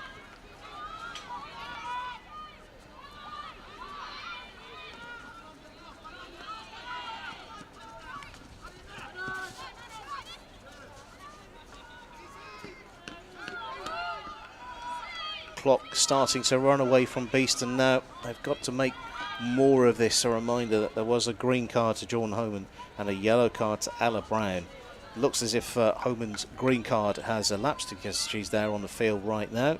Ella Brown still off the field, so there's probably around about 3 minutes left of that one if it was a 5-minute yellow card.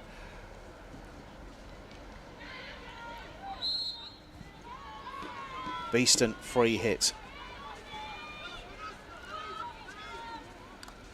You don't, in occasions like this where you're chasing and there's just one goal in it, you might pull your goalkeeper, and that is an unfortunate way to lose possession of the ball. Great idea. No one there on the end of it. Yeah, and I think you're right in terms of the goalie, Andy. I think if you're going to do it, definitely you've got to be in possession first. Possibly a dead ball on the sideline or free hit somewhere, but this is the time to do it. I think with 3 minutes on the clock, you've got to throw everything at it. UON quickest the ball in midfield and played down into the corner, watching the path of the ball as it rolls out of play. Kitchen sink time now for Beeston. There's the turn and the run over halfway from captain Lauren Burrell. Still with Beeston. Chance here with 2.5 minutes to play. There's the angle ball into the circle. Couldn't quite get a touch on there. You can see what they're trying to do, but straight into the circle. It's that free hit, University of Nottingham's direction.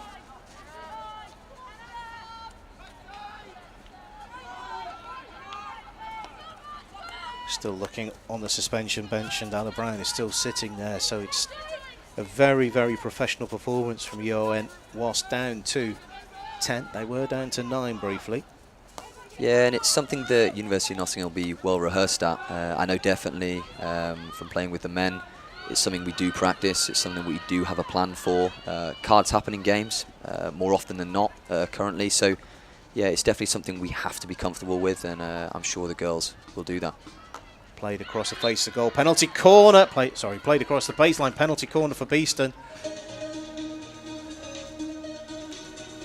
This surely is the golden opportunity for Beeston to get back on level terms. Yeah, I think this will be Beeston's best opportunity, possibly of this quarter so far.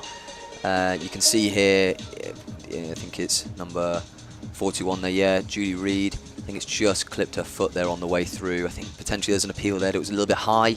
I know I'll definitely hear about that one later. I was going to say... But yeah, short corner there I think is potentially the right decision, but don't tell her I said that. We'll gloss over that. That never happened. Because Jake Reid is sitting alongside me here. Chance for Beeston. The trap is good. It's low. It takes a touch and it's wide of the upright. And with that, less than 60 seconds remain. Yeah, really good routine there. I like that one. You can see they're going for that deflection on the foot side, but yeah, just misdirection on the on that deflection. So less than a minute away for UON to get their second win of the season.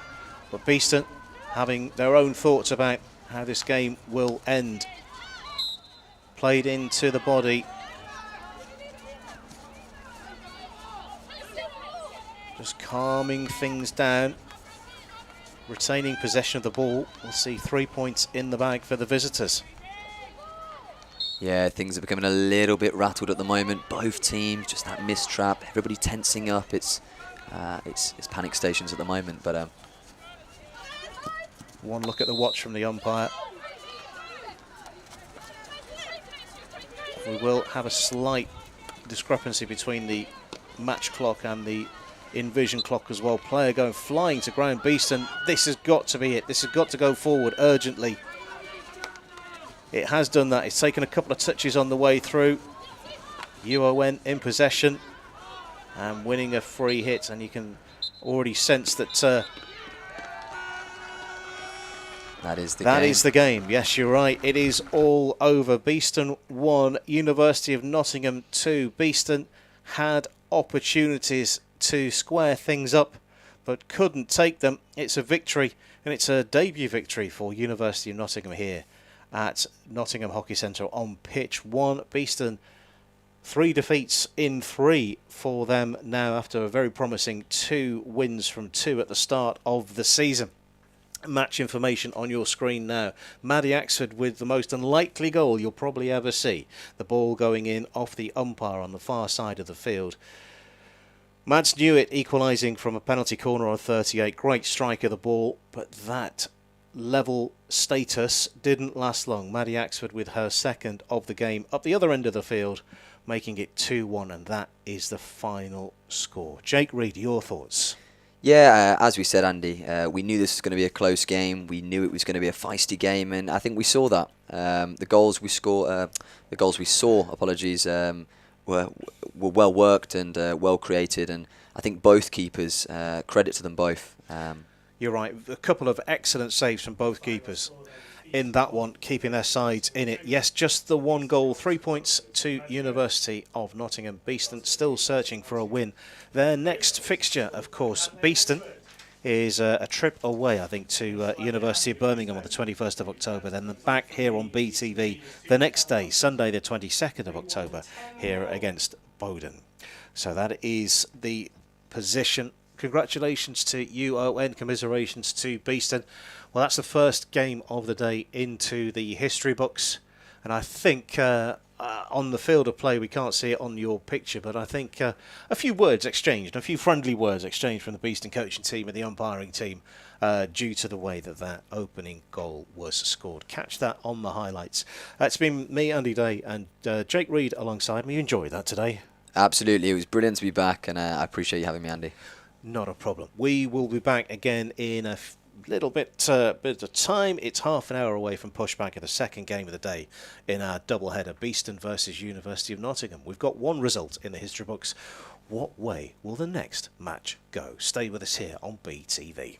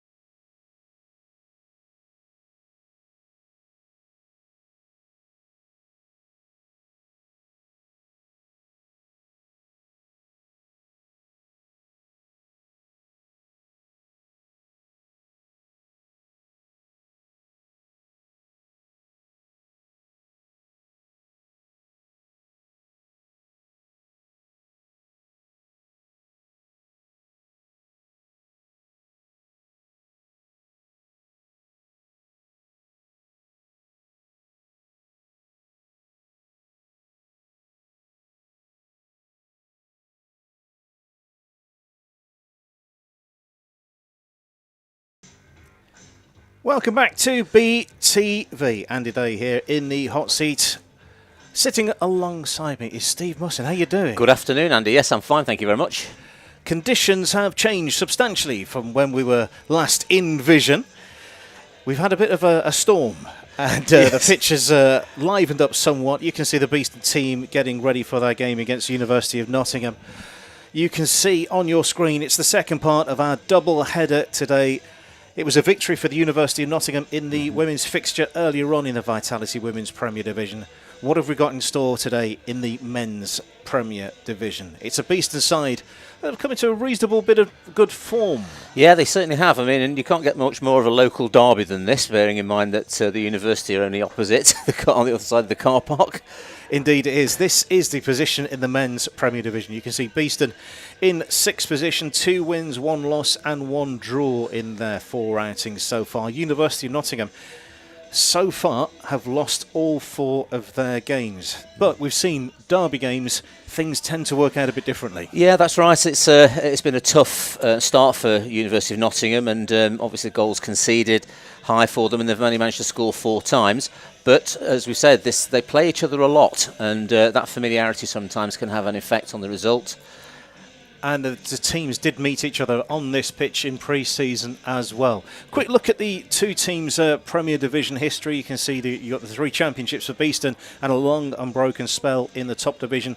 University of Nottingham joined their women's side in this Premier Division at the same time, so this is the 2nd consecutive season for University of Nottingham. Yeah.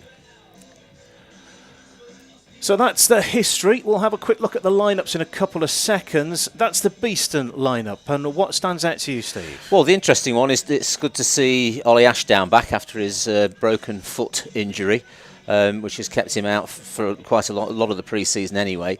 I watched him play last week for the Twos, and he seems to be moving pretty well, so they'll be pleased to have him back in the side. So that's the Beeston lineup. The University of Nottingham looks like this. There's some good talent in that side, and there is. I think. I mean, the difficulty that they face as a university team, of course, is that out of that side there are 7 first-year students coming into the side, and so getting that to gel and to flow is very tricky. And I know that James Bateman has struggled with that a little bit in the pre-season. As you were saying, 4 goals in the side. One of those goal scorers isn't on the field today. Tim Arrett is assistant coach, according to the lineup today as well. So good to see the backs of the numbers of the team as well. There's an awful lot of support there. That's right. Yeah, I think it doesn't matter the relative standards of these 2 sides. This will be a very competitive match. I know that Beeston are obviously full of confidence after their trip to Cardiff and met last week. And I think that they put that success down to being patient and not chasing the game from the start, so I'd expect them to be similar today. The lights beaming down onto pitch 1 here at the Nottingham Hockey Centre. It's 0-0. We're waiting for the lineup. You can see Gareth Griffiths, the captain, with his armband on his left arm. Good luck at the teams. We don't usually get to see them this close up. No, we don't. No. But yeah, there's the new kit as well on display. We've got the 2 umpires, Rob Brownbridge and Andy Higgins, on the screen briefly there as well. What are we going to get today? Will we see goals? Oh, I think so, yes. I don't think there's any doubt about that. This is hardly the sort of fixture that you're going to see 0-0 or 1-1. It'll be, I think there'll be many more goals than that. As I say, I think Beeston will be patient to start with, like they were last week. University sides often go off very quickly. A lot of athleticism in the side, and I'll expect them to do that as well. Well, we did definitely see that in the women's fixture earlier on today. It was a bright start from University of Nottingham. I wonder if the men's side will replicate that. So, it's just the 2nd Premier Division meeting here at Nottingham Hockey Centre. And it was a victory for Beeston on the 26th of February 2022.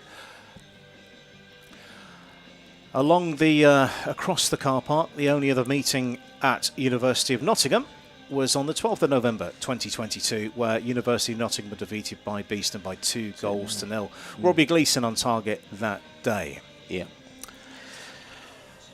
Interesting to see Gareth Griffiths coming into his own now. Very young to be captaining a Premier League side, but he seems to have settled into it well, and it's been nice to see him scoring goals, Andy. Indeed, he's picked up a couple of goals in the most recent fixtures as well, including a penalty stroke away. He did, yeah, that's right. Got a calm head, and there's Henry Croft, who's also been in fine form this season as well. So we are all set and ready to go. Henry Croft is joint second top goal scorer. By the way, all the teams in the men's Premier Division starting at 6 o'clock today, so Yes, it will be quite exciting to see the news of the goals as they go in. University of Nottingham get us underway all in white today. Beeston in black, black and gold. As I mentioned, the new kit on display for the first time for the men. And it will be Beeston attacking the boulevard end in the first half. And already we've seen the use of the aerial twice. That's Great ball into the circle, shooting chance earlier on here. And that should be an unbelievable defensive work from University of Nottingham. The chance isn't over yet. And it is a goal in the first minute, and Beeston have taken the lead.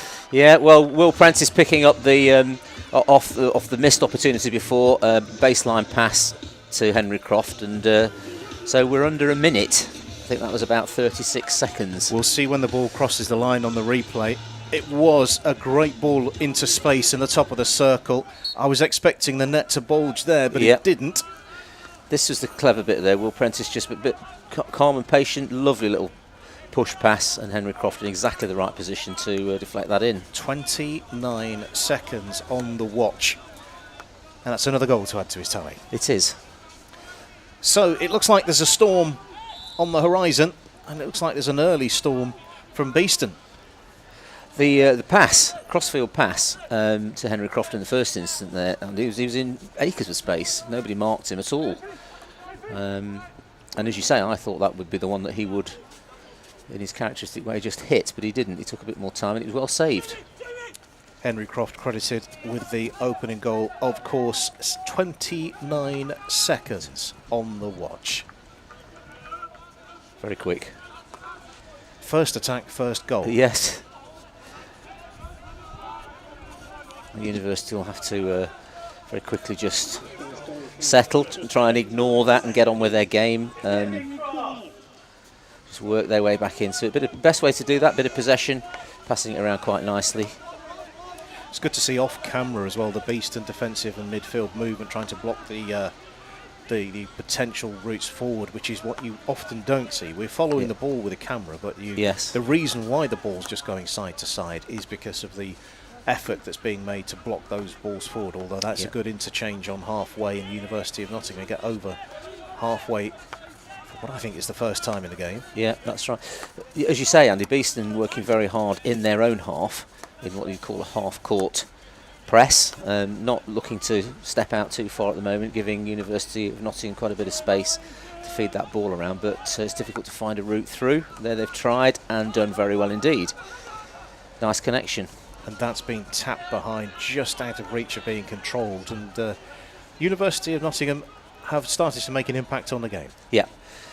Took them by surprise, that opening goal. I think they're a bit. I had said they would be quick off the mark, and they weren't. They were a bit sloppy marking Henry Croft, and they've paid the price very early on. Use of the aerial again. Nicely controlled. That's Lewis Tipper, yeah, who former Tonbridge school player. Yeah, a bit of good work here. Left hand. And missed trap on the baseline. Slightly disappointing. Things starting to click for University of Nottingham. Yeah, well, they'd worked their way into over the 23-metre line and into that part of the D, which can be a good area for winning penalty corners, but the trap on the baseline was missed. Beeston just trying to work their way out. The pressure from the forward players from UON not quite as intense as their female counterparts earlier in the game. Right. In the earlier game. The press was good. You can see, look, no pressure immediately on that, and there's no challenge. Now it starts to come. Yeah, just a little bit forced by Beeston there. Nicely collected on the sideline by University of Nottingham, and they're building up nicely down Beeston's left. Looking at James Clark in a lot of space, he's just run out, and that's hit the outside of the frame of the goal, and lively. There was a bit of space there as well. That's Beeston defence not really stepping onto mark the University of Nottingham forward. That's a I think good that was whip and a Lewis nice Tipper bit of again, but control. Croft, who takes it down excellently. There's a run to the left, a run to the right. Griffiths is on the top of the circle. Croft holding things up, bringing into play. Another little feed into the D in a bit of space. Chance here, and that should be That's two, and nice. it is. And there we go again, Gareth Griffiths. So the 2 goal scorers are the ones who have been scoring. Henry Croft and now Gareth Griffiths. It did look like it was breaking down, but you can Yeah. see Griffiths hanging around at the top of the circle, lingering with intent, just making the moment. The run towards the goal is now, and you can see that he's in space, and he just took a touch and then put the ball into the goal. Lots of space, plenty of time to get it right, and Beeston have a 2-0 lead. Good work by Will Prentice again, and he made that first goal with his pass to Henry Croft, and he's trapped the ball in the D well and connected with Gareth Griffiths for the second. So Stanley just not keeping his eye on that, watching it bounce off the side of the pitch.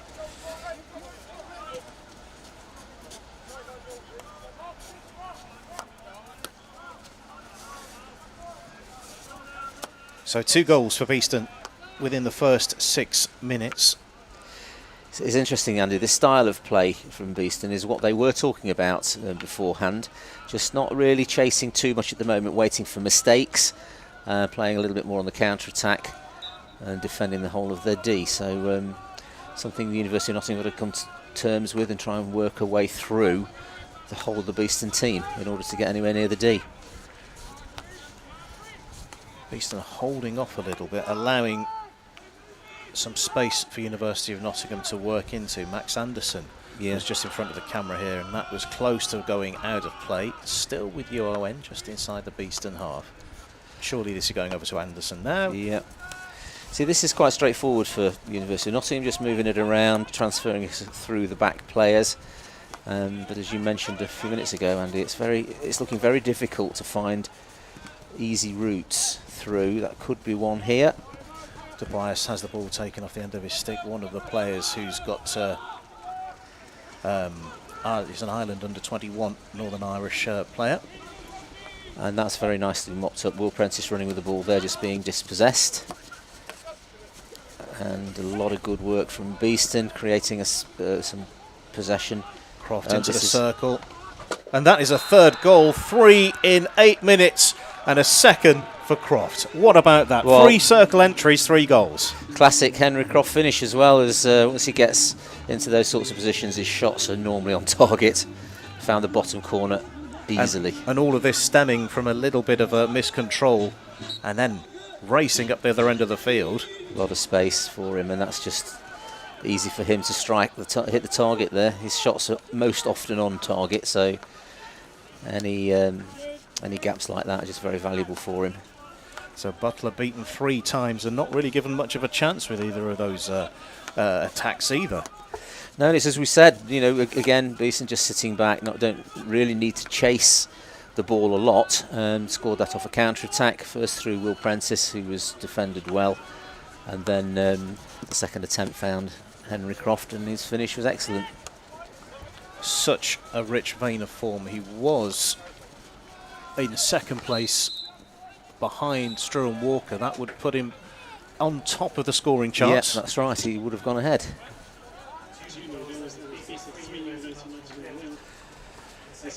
Wow, I'm absolutely blown away by that start. Well, I haven't seen Beeston do this for a few years, and it's to be seen what they do with it, whether they go on to create a monster score or whether it hovers around this sort of level. But the form that Beeston are in at the moment in this type of game, I would expect to see more goals. Well, given the way that the league structure is, you need to be in the top 6 if you want to give yourself a good opportunity of playing against the top teams in the second half of the season. Yes. Of course, it's the top 8 really That's going to the right. final end of the season. But you need, if you're hot, you're hot. Yeah. Well, again, because of the type of the way the Premier League is, with those top sides being strong, Hampstead, Surbiton, Holcombe, Wimbledon, Old Georgians, you need to take your chances in games like this, and whoever comes out on top in these sorts of matches gives himself a far greater chance of getting that 6th or 7th spot. Well, you were saying taking your chances. 3 circle entries, Yeah. 3 goals.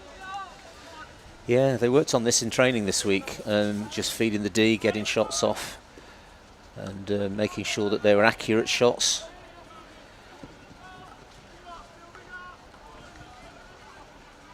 And Stephen Wood particularly likes to see them hit both sideboard and backboard.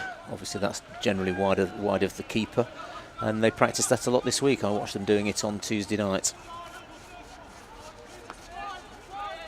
Beeston bringing it over the 23-metre line again, just checking back. Nice controlled passing over and through halfway. Clip ball doesn't quite meet the intention. I thought that was a steal from... Yeah, Toby Stanley there, I'm not sure he needed to try that with his reverse stick. I think the passing, outlet passing was very good. He just kept that going on the open stick. I can't say it's all going to be all one-way traffic for the next hour, but No. it's been a very, very bright start. Well, it's you'd normally find that in any game, really, there's a Steal here. There's a good steal, yeah. And Griffiths is over. Chance there. Ooh. Big, impressive sound. There was some pace on that. Yeah, and I thought that Brendan Andrews was heading towards that far post. I was wondering whether Gareth might try and find him, but he went for the shot. But he has scored twice like that in the last couple of weeks, so can't really blame him for having a go. Well, if you're a goal scorer, that's what you're there to do. Yeah, that's right. What do UON do now? Well, again, I mean, even after 1 goal, let alone 3, you have to get into possession, keep that possession, try and build up your play. The problem that they're having at the moment is that their forays into the Beeston half are just coming to nothing because Beeston are well organised. A few missed traps as well, we've just seen one there, and gives possession back to Beeston, and then they're faced with the job of trying to win it back again. So they've got to be good on basics and see if they can just gradually find a way back in. Just mopping up in defence. That's a good step as well to take the ball away from harm's way from a UON defensive perspective. Yeah.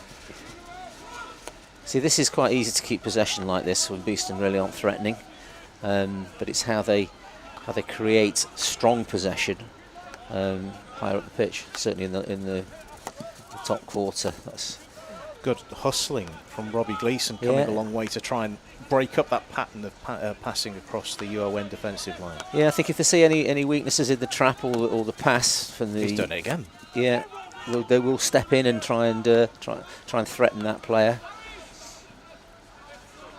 But again, the University of Nottingham not really being able to find anything other than the pass around the back at the minute.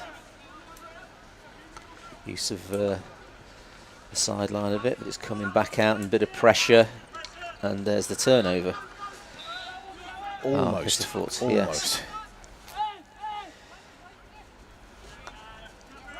Yeah, so as I say, this tactic of being patient and waiting for your chances and making sure that you're structured well in defence is something that Beeston have been working on for 2 or 3 weeks now. They look a sharper unit than they did appear in the first week or 2 of the season. Yeah, they've been training hard and very necessary. I think they were aware of their likely position in the league, bearing in mind that what we consider to be the top sides, and they want to maximise that position really against the likes of Cardiff and East Grinstead and University of Nottingham. So far their haul is pretty good. If it stays like this and they pick up these points, that will have been a good tally over the last 3 games. Also turning it around, University of Nottingham now on 17 goals against so far this season in 4 1/4 games. Yes. Yeah, the tough part of being a university side at this level in the Premier League is that the cycles of players coming and going. We saw the other week, didn't we, Andy, the number of University of Nottingham players at East Grinstead, for instance. Indeed, there was not quite an exodus, that wouldn't be true, but a lot of players have moved over the summer. Yeah. And this is looking brighter. Who got a touch off that? It's going to be an attacking free hit outside the circle, just having to go out to come back in again. Yeah, this is the first time that University of Nottingham have been in this height of the pitch, in a bit better possession. Or did that get a deflection off? It was a defensive stick, so it's a long corner. Yeah. Brighter from UON. Yeah. Well, this is exactly how to go about it. They need that better quality possession higher up in Beeston's defensive area, and this is a good way of doing it. They've worked themselves into a strong position for a long corner restart. Again, Beeston not really. They're happy to settle right back, very deep, really. There's only Will Prentice outside the 23-metre line. You can hear the supporters on the far side as a whip in from UON's number 4, Ollie Rundle. Yeah, that was hit quite hard. I didn't quite see who made that tackle, but they go aerial across the D. Nice control under not a great deal of pressure, but still nice control. Yep. Yeah, just moving the Beeston defence around a bit, seeing if that opens up a gap that they can work in. That's a good run. Strong running. There's a layoff, and then a miss of the ball from Harry Croft Baker, and that brings that spell of play for UON to a close. But that was a better spell of play for them because they had possession in dangerous areas a couple of times.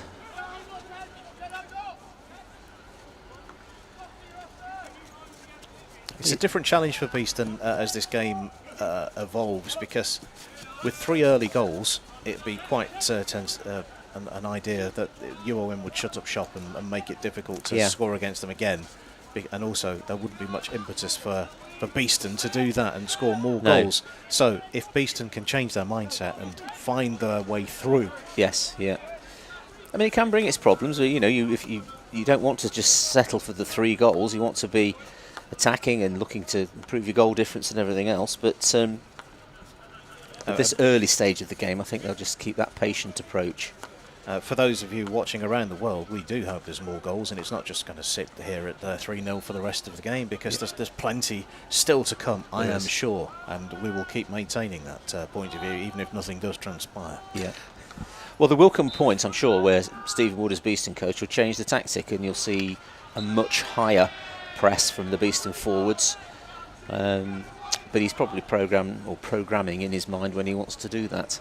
You see Max Souter getting himself really high up the pitch there. He's just off screen at the moment, but he's almost in the D, and as is Ben Collinson heading that way. Great diagonal ball and good control. Collinson checks back, lifts the ball into the circle, can't bring it under control again, does well. Yeah, fiddled about a bit too much there for my liking. He had a chance to go straight into the D. Just lost control of it and turned the ball over. And there we get to the quarter break. Well, well, well, what a turn-up. Beeston racing out of the blocks to lead University of Nottingham by 3-0. 29 seconds on the board for Henry Croft to find the first goal of the game. Gareth Griffiths in the 5th minute adding a second from extremely close range. Yep. And Henry Croft with a shot on the reverse side, if my memory serves it correctly, on the 8th minute to give Beeston a cushion of 3-0 over University of Nottingham at the end of quarter 1. Yep. This is BTV. We're quickly bringing you up to speed with another result from earlier in the day, which have been brought to by Sophie Robinson. So thank you, Sophie Robinson, for sending this information in. Shout out to the ladies' twos, driving back from Oxford with 3 points after a 10-0 win. 10-0. 3 players getting their hat-trick. So thank you, Sophie, for sending that in to us, keeping information about the rest of the club flowing through as well. Well done to ladies' twos, and thanks again for sending that in. Will we see double figures today? I don't think we will, but I think it will be a very different phase of the game now. Yes, I think it's obviously University of Nottingham have already worked out that they've got to be a lot more contained, certainly possess the ball for longer periods of time. The scores can change in games like this. It only takes one against you to give a bit of confidence to the side that's behind, so that's something that Beeston need to be aware of. They shouldn't be looking to sit on this 3-0 through this next quarter at all, in my opinion. And they have been playing quite deep, but that's part of the patient approach that Stephen Woods wanted them to carry through this in the last 2-3 games. How much of the pre-season tournament did you see? Because these two teams finished in the final. They did. And it went to a shootout. It was very, very close, Yeah. and Beeston prevailed on a shootout. Yes, that's right. This doesn't have that feel to it. No, I think at the time Beeston were down on numbers for that, for one reason or another. People not having got back, become available at that stage of the season. Injury, Ollie Ashdown was out. He's now back in. And just that sort of the quality in the players that they have got now that they're all in is pretty good. And there's a good example of the... I must say that was very well recovered. Yes, it was. Taylor Craigie just making sure he kept his eye on what was going on. Taylor Craigie being very hands-on whilst he's been here at the club. Not only, we mentioned it almost every week about his electrician skills, but also I saw him earlier on helping to move some of the beer barrels around Was as he? well. Right, So extremely part of the furniture already.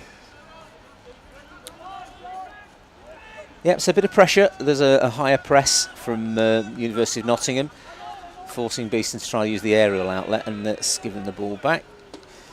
Was that caught by the ball patrol? That was. It was very impressive. Yeah, so there's obviously you can see now how high up the pitch the university players are, because really their only way back in is to get this first goal if possible, and they needed that by taking the ball off the Beeston defence. Don't do anything That's silly. nice. Lovely Nicely for weighted Gleeson. pass. Gleeson is an angle ball on here, and that's great. And that is a swing and a close thing for Croft for a hat-trick in the first half. Yeah, classic Henry Croft again trying to hit it. He had the time to trap that if he wanted, but who am I to say? He's smacking him in at the moment, so I think he felt confident enough to have a go at that. I've said it before, when you're hot, you're hot. Yeah, that's right. You need to ride that wave. But also we had a great angle to see that pass before it happened. Yes, yeah. The angle was there. Well, I do feel that there's, on the counter-attack, there will be space for Beeston. And it is a successful route out for them, particularly when you've got a target player like Henry Croft. And Ollie Ashdown as well, he can be very similar. 1-on-1, by the way, here. Croft again looking to find the angle. He's been held up. He's taking them all on at the moment and wins a free hit just outside the edge of the circle. Yeah, he was actually trying to take, at that point, 4 players on. He's looking to come away with that. Beeston having to go out, thinking about going in. Yeah, just decided to make a space on the wide right-hand side. And that doesn't misread. come off. Yeah, slight misunderstanding there. Yeah, they had to come away from the D first because they're not able to go straight into the D without having played the ball in the first instance over a distance, and I think it looked a little bit like it was too close to go straight into the D, so they had to work that out. Belt and braces. You don't want to give possession away for something technical like that. That's right. There's a chance for James Clark to look up and assess the options. He's decided to go back, but space is starting to appear in midfield. The aggressive closing down that we were expecting to see from Beeston has calmed somewhat. Yeah, and credit to University of Nottingham, they've settled a bit. They're not giving away so many turnovers, working hard to repossess the ball, and pressing the Beeston players when they're on the ball. So they've obviously listened to the coach, or they've worked it out in their minds a bit. Robbie Gleeson just stuck without a route forward, so just a recycle of the ball. Just watching how this develops. Yeah. Beeston have got close to an interception, but must have heard footsteps or something, because that was almost like supernatural timing to get the ball out of harm's way. Great tap forward. There's Ashdown, I think. Yeah, making a good lead. But again, he's not quite got hold of the ball. Oh, he's done very well to win that back. Gets the ball to the edge of the circle. Good body strength, holding off 3 players. Croft again. Yeah, I mean, every time he gets the ball now, there's 3 University of Nottingham defenders around him. But that will leave space for other players. Yeah, that's right. And well, Henry needs to be aware of that as well, because it might end up that he's the guy who could make the pass for someone else next time. Nice ball round the corner, coming out of play. Yeah, just taking their time again, not rushing that restart.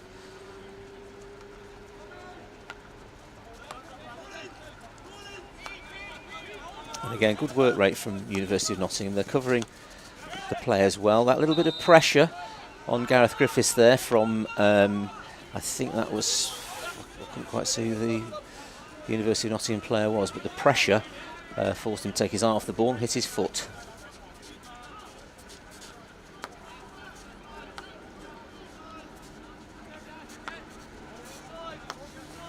Still very, very early days, but this already represents the biggest score there's ever been in this fixture between the two sides. Yes, it does, yeah. Again, sort of back to how it was. A little bit more pressure there from Gareth Griffiths, stepping out a bit. Nice skills. Control from Max Anderson, the captain. Yeah. He's taken it a long way, rides one challenge, and that's a great punch tackle. Yeah. Just the ball a bit too far ahead of Max Anderson, and he just turned that over. Looking at the support coming in the middle, there's the whip ball in. Where has that ball gone? It's somehow gone backwards. Yeah, well, I think that hit a foot and flew out back over the 23-metre line. So it'll be a Beeston restart. You've got the list of the fixtures in front of us. It's been a tough start for University of Nottingham men. Old Georgians doesn't get much tougher than that. Then Hampstead and Westminster. Then the East Grinstead and Reading, and those were just single goal losses. Yes, that's right. Yeah, shows that there's they can be close in the right sort of game. In many ways, from what we're seeing now, it was a good job that Beeston had got ahead because it's got much more even. And this harks back to what you were saying about taking your chances when they're presented. You've got to make you can't waste an opportunity like that. No, you can't. Turning it around, Beeston's early start to the season was a humbling trip to Wimbledon at the start of the season, then a big win against East Grinstead that we covered on BTV as we were watching Beeston mop things up at the back. Then it was that 2-2 draw here against Southgate. That was a good battling performance. I think that really showed the intent and the way forward, and that was carried on a week or 2 weeks later, or a week later actually, against Cardiff and Met. And the floodgates started to open, and they've continued to rain goals at 25 minutes into this match. Beeston 3, University of Nottingham 0. Well, I think that East Grinstead game gave them a level of confidence, and that's what they took forward to the Cardiff and Met game, and so far into this game as well. A real drive into the circle. Looks like Gareth Griffiths just managed to duck under that. Not good to head hockey. No, definitely not. Do we have a couple of match balls? Yes, I think we do. We're set to go. Ali Richmond rolling the ball. Yeah, back. I think he makes a big difference to the way that Beeston play. Very capable player, very good on the ball, travels well with it. That's an intelligent little bit of body movement and allows Beeston to get up the field very quickly again. UON taking a while to get back into position. Support is streaming up through the middle for Beeston. 3 players in the edge of the circle. Can the ball be played in? No, it can't, but we will be coming back. Yeah, it's still with Beeston. Brendan Andrews just getting a little bit stuck in the deep. Still space. A nice use of the body just to deceive the defender. Make the space. Just noticed it was Will Prentice who ran into the University of Nottingham half. He's had a good game so far. Richmond engineers a free hit. He wasn't going anywhere. But no, he just put it on a foot just to get the restart in a good position. Good hockey thinking.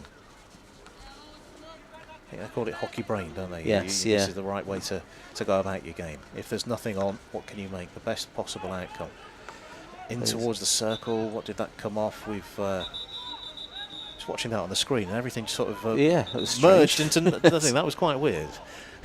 Not sure what happened there, but thought I might have been a bit tired. Still bodes well for the drive back home, but we both saw that. We did, yeah. So Jamie Rawlings just keeping that possession. Ali Richmond not finding a way through, so he's brought the ball out, kept it. Oh, little trickle ball forward. I think there was meant to be more weight on there that was. pass. That ball might hit the chapel. No, it doesn't. Phew. But it is interesting, isn't it, how much more able University of Nottingham are now to break down the Beeston attacks. Now they've settled a little. Will Prentice again. Yeah, he's doing well today. He's involved a lot. Wherever you're watching us in the world, don't be afraid to get in contact with us. Who stood out for you? If you were in charge of Beeston, if you were in charge of University of Nottingham, what would you do differently? Is the question at half time. That's a big aerial. Huge amount of distance on that, and that's taken down Very at the nicely. first attempt. Yeah. Was that Dan Hunt who brought that down? I couldn't see, but it was very nicely done. Out of picture, I'm looking at Jamie Butler in the UON goal, who seems to be rooted to his goal line. Normally you see the goalkeeper come out a bit further than that, but he does seem to be hanging back. He does. I'm not saying that's right or wrong, it's just something No, I've noticed. it's different styles, and he's now listened, he's heard you, and he's stepped out. We must be going over the PA. Patient time for UON to stroke the ball forward towards halfway. Yeah, they're handling this 3-0 well now, in my opinion, because they've stopped that huge flow of opportunities. They've been much more secure in defence, much better on possession. They've threatened a couple of times, and it's exactly the way that they should go about this. Two things in their mind, of course. One is there a chance that we can get back into it? But of course the other thing is not wanting it to be a rout in any way. So nice control, but it's been turned over. And then I was thinking that was going to get a touch off Ben Collinson, but he's let it go. 29 minutes have completed on BTV.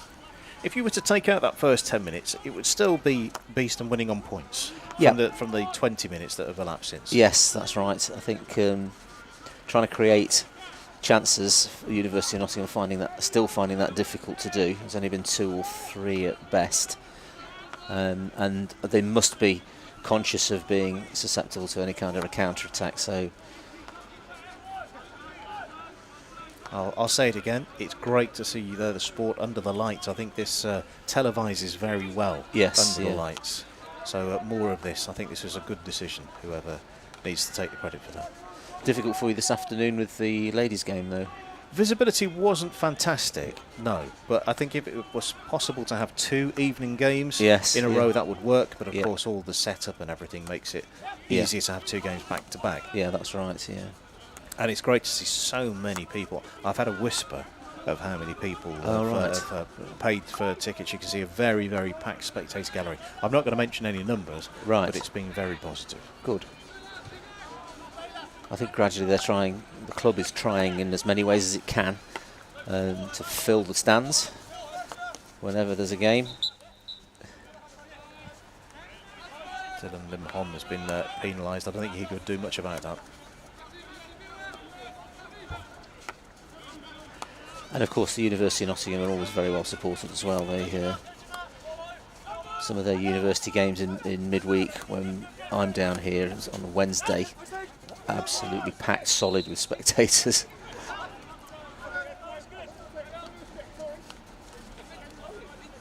That's not your eyes, Andy. That's there we go. We just had a thumbs up from the camera team. That's right.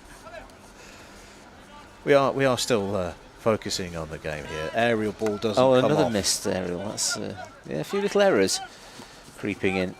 I think you were saying at the start about Stephen Wood and the complacency thing. Yes, I think he may need to reiterate this at half time. Yeah, he was worried about it. He's been stressing that he doesn't want a Beeston team that doesn't take every single game in exactly the right attitude.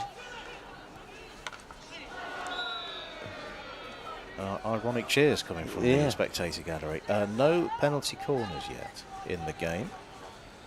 No, you see that would be something that the University of Nottingham could look for. It's sometimes very difficult to score a goal, but it's a little bit easier if you can get possession to win that penalty corner, put it on a foot in the D, and that might be something they could look to do. Yes, but the thing about that is you've got to put the ball there in the first place. Yes, and that's right. If you haven't got possession, that's nice close control as well, and allowing the play to continue with a run from Richmond through the middle. That's really good. Credit to Limhon. Beeston in the circle, chance here, and that probably should have been A fourth. I mean, that was excellent play, and the slip pass back from Henry Croft to Ali Richmond. You were expecting to get on the end of that, but he missed it completely. I may have to watch that again on the replay just to see how that transpired. Was there a touch, or was there a? That might be the reason he missed it. Maybe there was a stick on the ball that deflected it away from him. So. 5 irons to you the see, right-hand this is a side. good position. This is a good place to win corners, if nothing else. Looking to And a good drill the defence. ball in. Yeah, good Ben Collinson there, getting really low, strong, and really defending that well. All the powers with the University of Nottingham forward. Oh, this is excellent. We get to see the replay of that. Thanks, production team. Good crossover, lovely run. There. Was it a swing and a miss that we got pulled up for? Yeah, that's right. I think it was.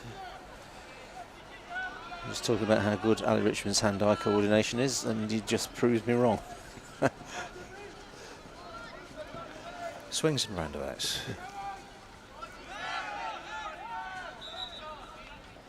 Yeah, again, fitness factor from the University of Nottingham lads is coming through here. They are closing down ball carriers quickly. Working hard, good signs. So far they've definitely stopped the rot of those first 3 goals. Got a nice little bounce pass out of the midfield. And a nice connection, so there's a good flow to some of their hockey now. Yeah, they are ending the half quite brightly, but it's the start of the half that's let them down somewhat. Beeston 3-0 up. If you're just joining us, you've missed the first 10 minutes of an explosive series of goal scoring. But we'll cover that in a moment as Beeston go direct down the right-hand side through the air, trying to bring additional players in. That's nice at the top of the circle, almost like the earlier goal angle. Clearly something that Beeston have spotted, that there's a 45-degree angle on. Although that's been a missed pass, but they're doing that, Andy, because if they can get that ball to Henry Croft in that part of the D, then we've seen what he can do with his reverse stick hits. I did consider that had gone directly out of play. Beeston into the circle off the long corner. Chance here. Penalty corner number 1 of the game with 8 seconds of the half remaining. Talk us through this one, Mus. Yeah, again, the build-up play is very nice. Will Prentice involved yet again. Nice little forward pass there. And a good connection, a bit of skill. Keeps the ball tight to the stick in the D. And the slip pass looked like it might have hit a foot. Rob Brownbridge, I think, was in Barcelona last week in the yes, EHL. That's right, yeah.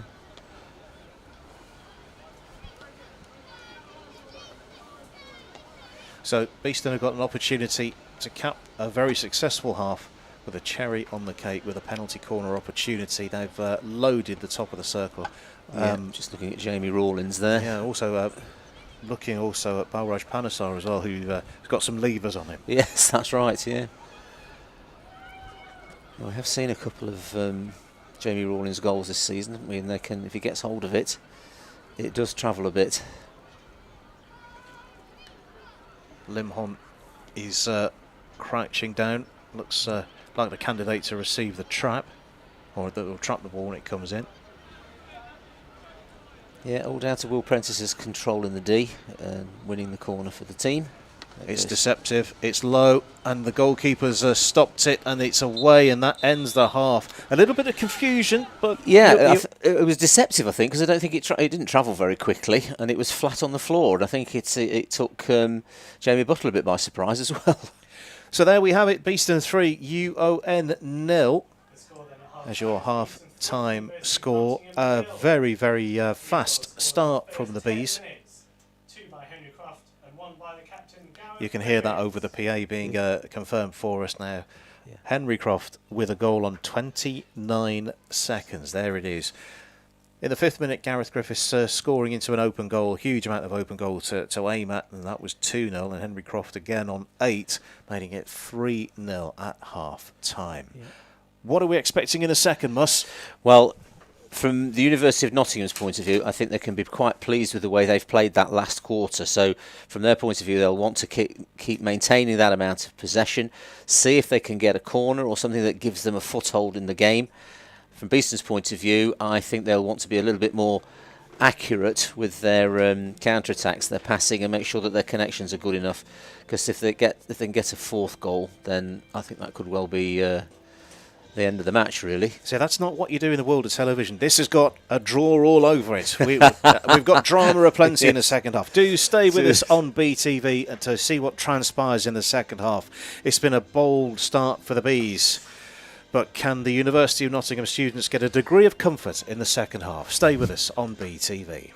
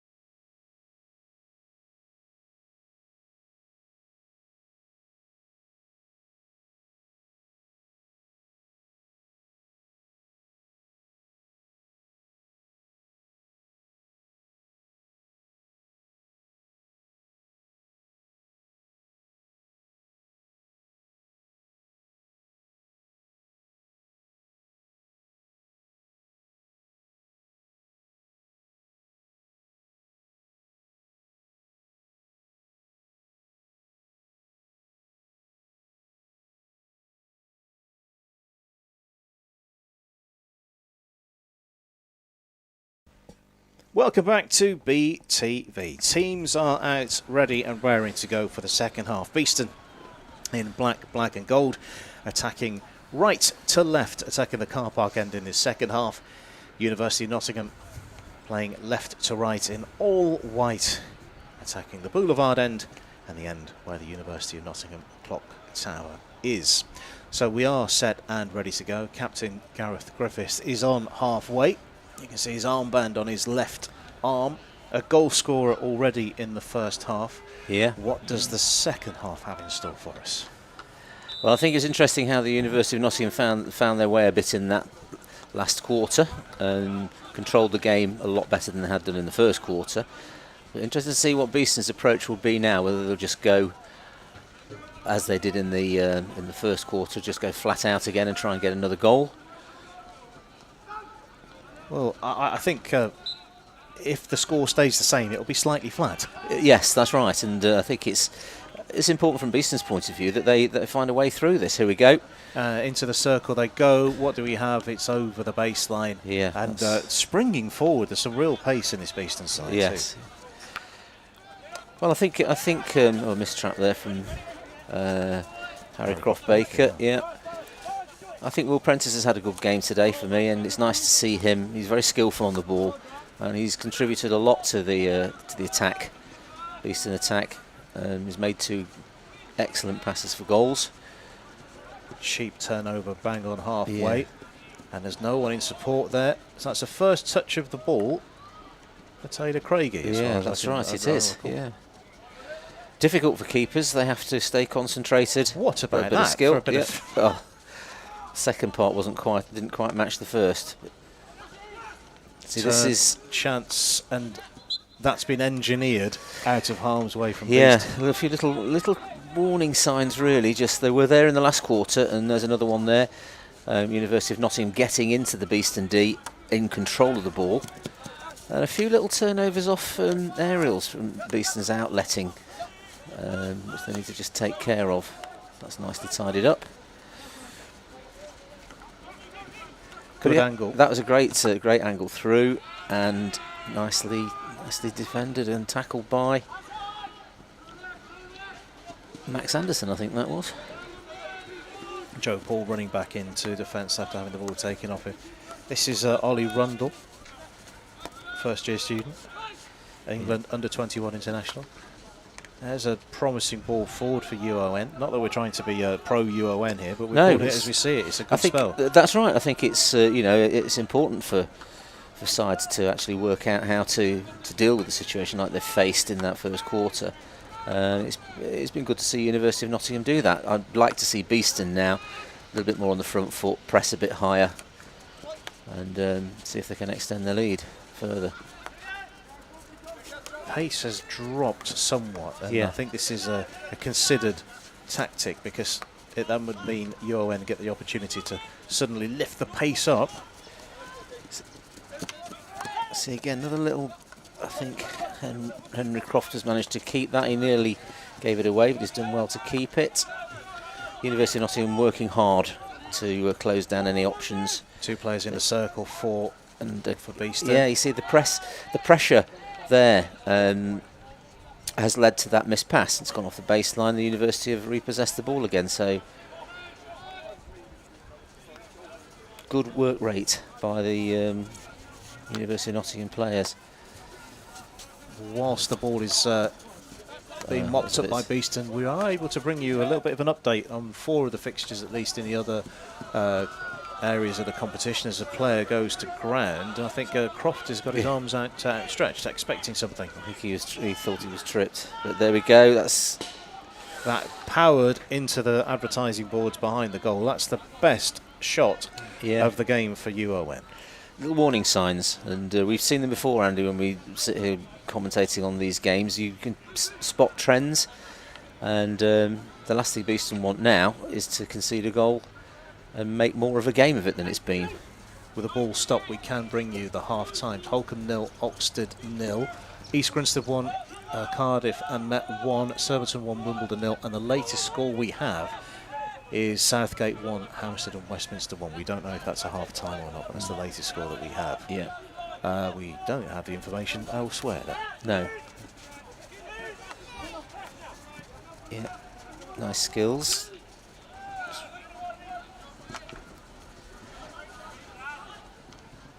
Lost the ball briefly. We're back with it.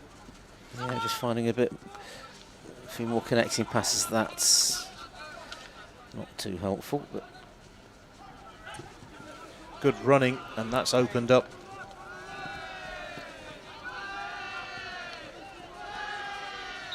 Listen to the crowd. Yeah, it's great to have such an engaged crowd. Skills, good part of the D to get into, but nicely Arms defended. outstretched, saying nothing there. Umpire closest to it. And there's a steal. Gareth Griffiths there again, another little miss. I still got it. Has he gone in? He has. There's a oh no. Went over, yeah, says Rob Brownbridge. Yeah, it's gone over the baseline. Didn't look like it, but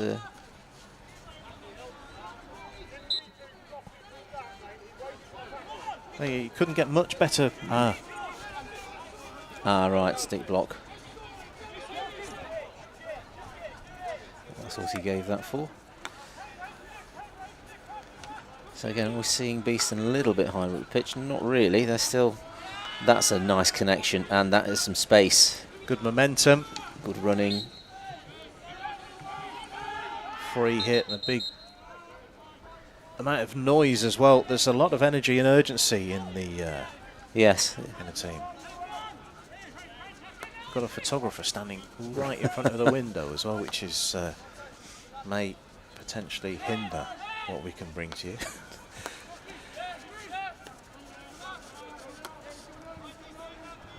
So again, a few little breakdowns in the Beeston attacks. Still more of a counter-attack feel to the way that Beeston are playing, and a nice sort of steady build-up by University of Nottingham. They've had that one shot. That's nice. A Beeston ball, yeah. Watching that come down all the way. Yeah. Not getting too close. I think that's the key. Yeah, that's it. It's encroaching on the. What a take! Yeah, Will Prentice really again. Nice. Yeah, nicely fed. Continues his run, and there's an angle opening up, and that angle has just been mopped up. Free hit, play continuing. Pressure coming from Beeston, looking for a fourth. No goals since the 8th minute. Reminder. No particular way through there for Joe Paul. That's neat. Ben Collinson was waiting for that. He made himself as available as possible, and that allows the transfer of the ball from the left to the right, trying to pull the UON defence this way and that. Find an opening. Is there a route through from this way? There's the top of the circle. There's the control. It's still with Beeston, and what have we got? It's defensive free hits. Yeah, just turned over on the edge of the D there. That was the first time we've seen Beeston play in that particular way, with a high-pitched transfer and a steady build-up, but it has allowed a counter-attack from University of Nottingham. Tipper doing very well there. Nice idea. Good shape on the ball, and did get a defensive touch. Long corner for UON. A couple of balls on the field. I think we're good to go now. Yeah.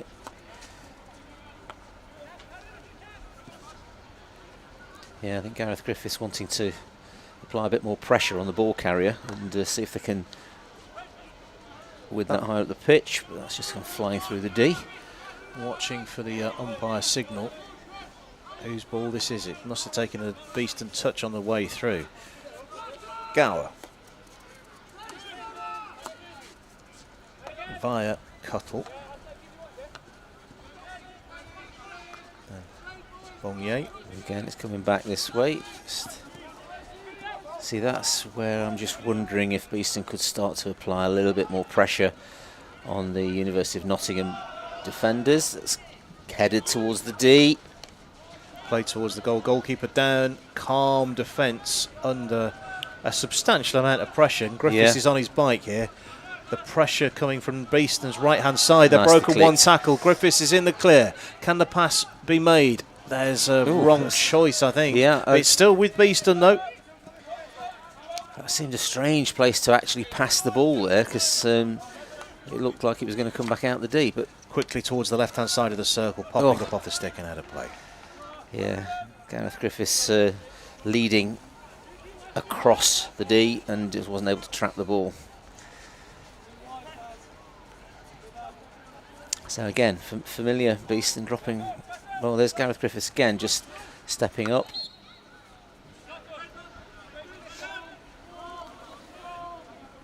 Again, University of Nottingham encroaching on the receiving Beeston player as they tried to take the aerial. That was a shovel of an aerial, but it Yeah, worked that's perfectly right. well. Ollie Ashdown, just trying to find himself a bit of space and doing well. Chopping the ball this way and that, making sure that it's not easy for the tackler to judge where the ball's going to be. There's a reach. That's very well. Collinson doing very. Oh, just took his stick off the ball. Stick tackle. And spotted by the umpire.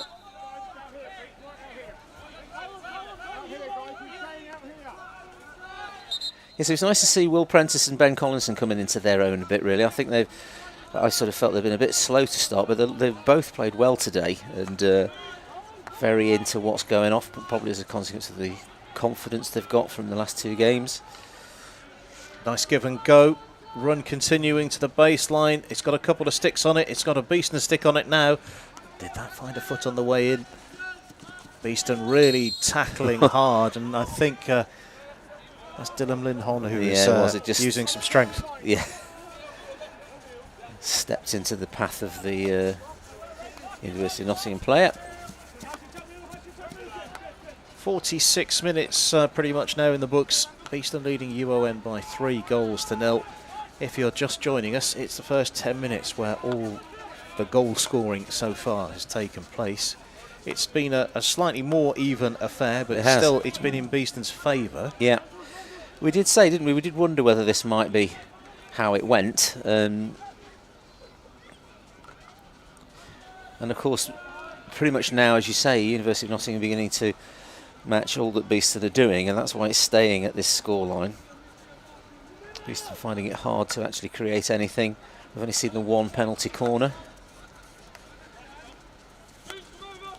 That's nice good. Use of the surface here. Now the ball's clipped into the circle, and goalkeeper Craigie Taylor lifting his leg over that one. Yes. Very confidently. I'm not sure I would have been that confident. I think it must have been the whistle before that. Yes, yeah. We're having a good look here at the umpire. What have we got? It's a chat. Yeah, and Higgins explaining something to Robbie Gleeson, which...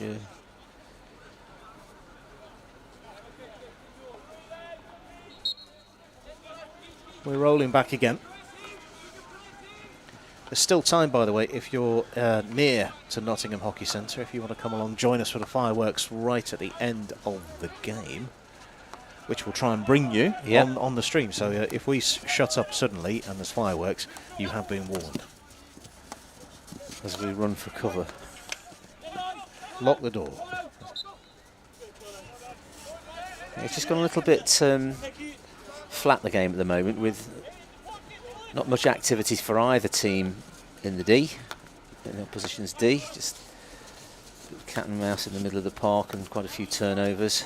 Be interesting to see if we can see Stephen Wood's quarter-time team talk, because I think he will be very keen to reiterate the need for potentially more goals. Yes, I think the nil at the moment is the most impressive part of the scoreline. Yeah, I think he will be getting a bit concerned about this. Long corner, pressure starting to build. He won't be happy with the way it has gone flat. I think it'll be something he'll be keen to try and put right at the quarter break. Rundle looks to go right but goes left. Augenet. Now here's the clip ball in towards the end of the centre. That's a nice bit of skill again from Ben Collinson. You see, it is important from Beeston's point of view, particularly with the 3-0 lead, that they think about the goal difference and trying to get that increased, because they're going to have some tough fixtures to compete in. Well mopped up, but missed in the midfield. Griffiths on his bike. He may reach it first here, and I'm sure he will. Oh, and well he's done played. Really. And there's a shove That's off the ball.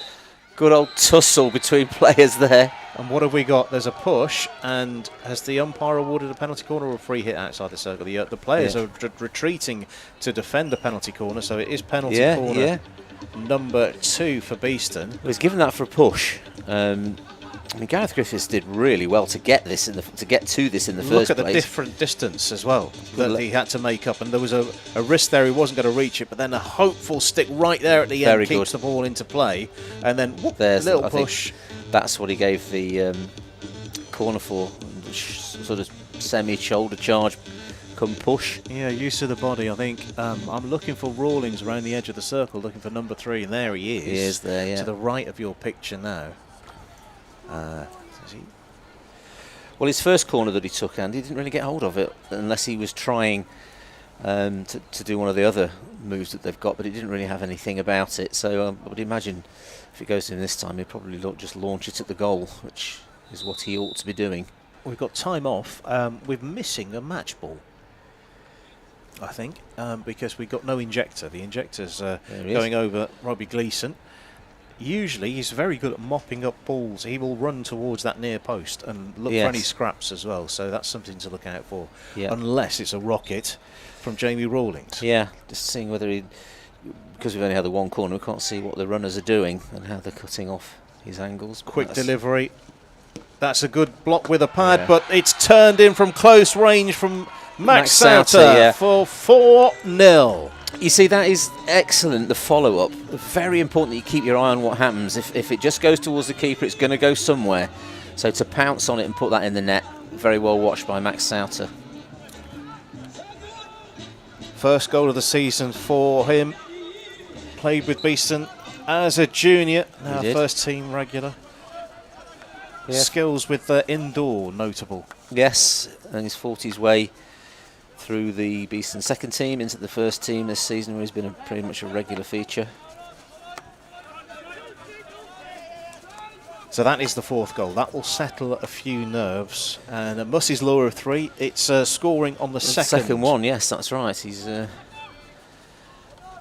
But again, it was an interesting sort of penalty corner, because it didn't really have a lot of power about it, but it was the rebound that. Yeah, credit to Jamie Butler getting a very, very firm glove onto that initially. Yes, yeah, that's right. But also, talking about credit, all of that stemming from Gareth Griffiths chasing down the potential lost cause. Absolutely. Just shows what you can create if you're up for it.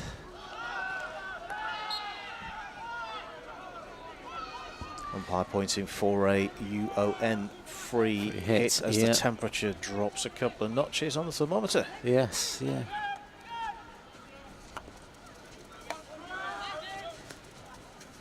Tobias through Cuttle, and Cuttle again. This pressure now, just trying to engineer that mistake. Yeah, just working on each of the ball carriers, trying to see if they can. Useful cross, just been missed. Alert defending from Jamie Rawlings, one end of the field to the other, every millimetre covered in the game. Yeah, just did enough there to keep your stick close to the ball, so the minute it was touched by the university player, it went off the back line. There he goes, one of his aerials. The chance for a steal close. there. Close, it was almost stolen off his stick.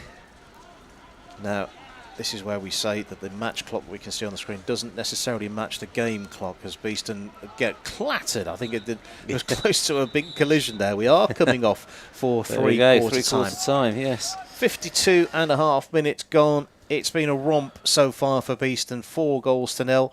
Henry Croft, Gareth Griffiths, Henry Croft, and now Max Sauter with finishing in that penalty corner routine on 51. Yeah, a few smiling faces there. Again, I still think they've got a bit to do.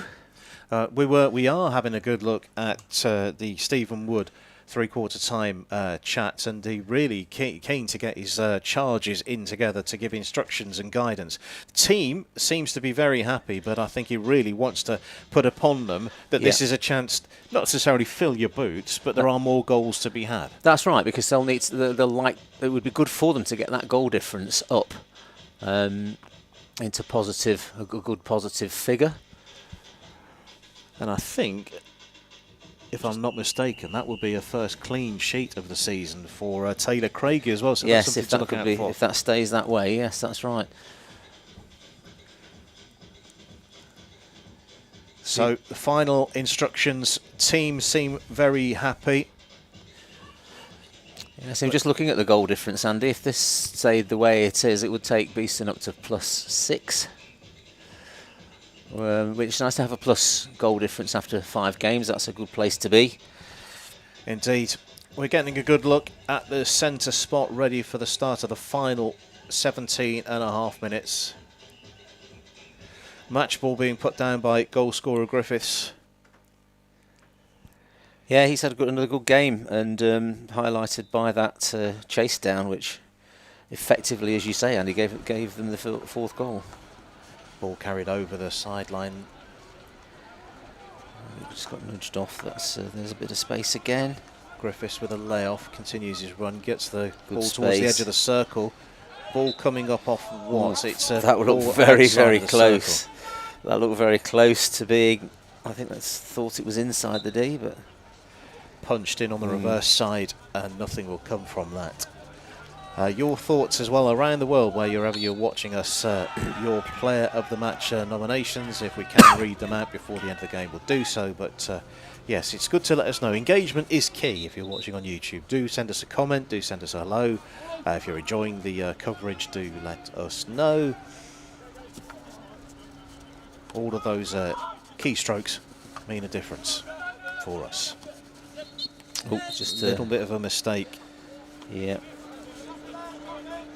Pete Coy. Oh yeah, just missing it and hitting his foot.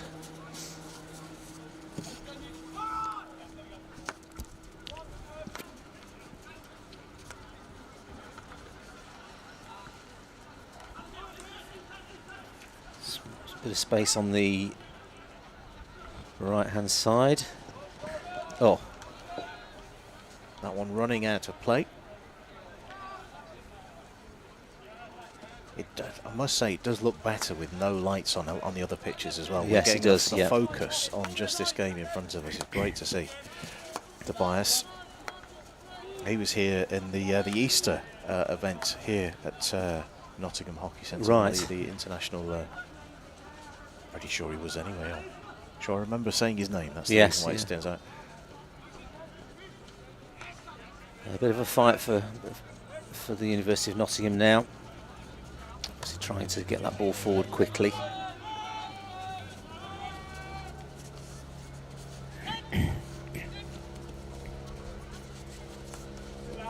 Oops, that's Joe Paul, just making sure it doesn't go any further forward.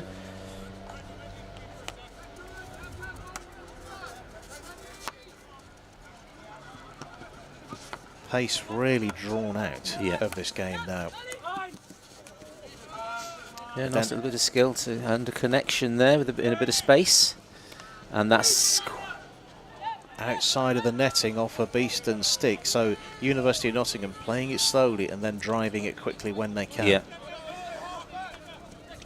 almost an opportunity to win a penalty corner there. Didn't quite come off for them.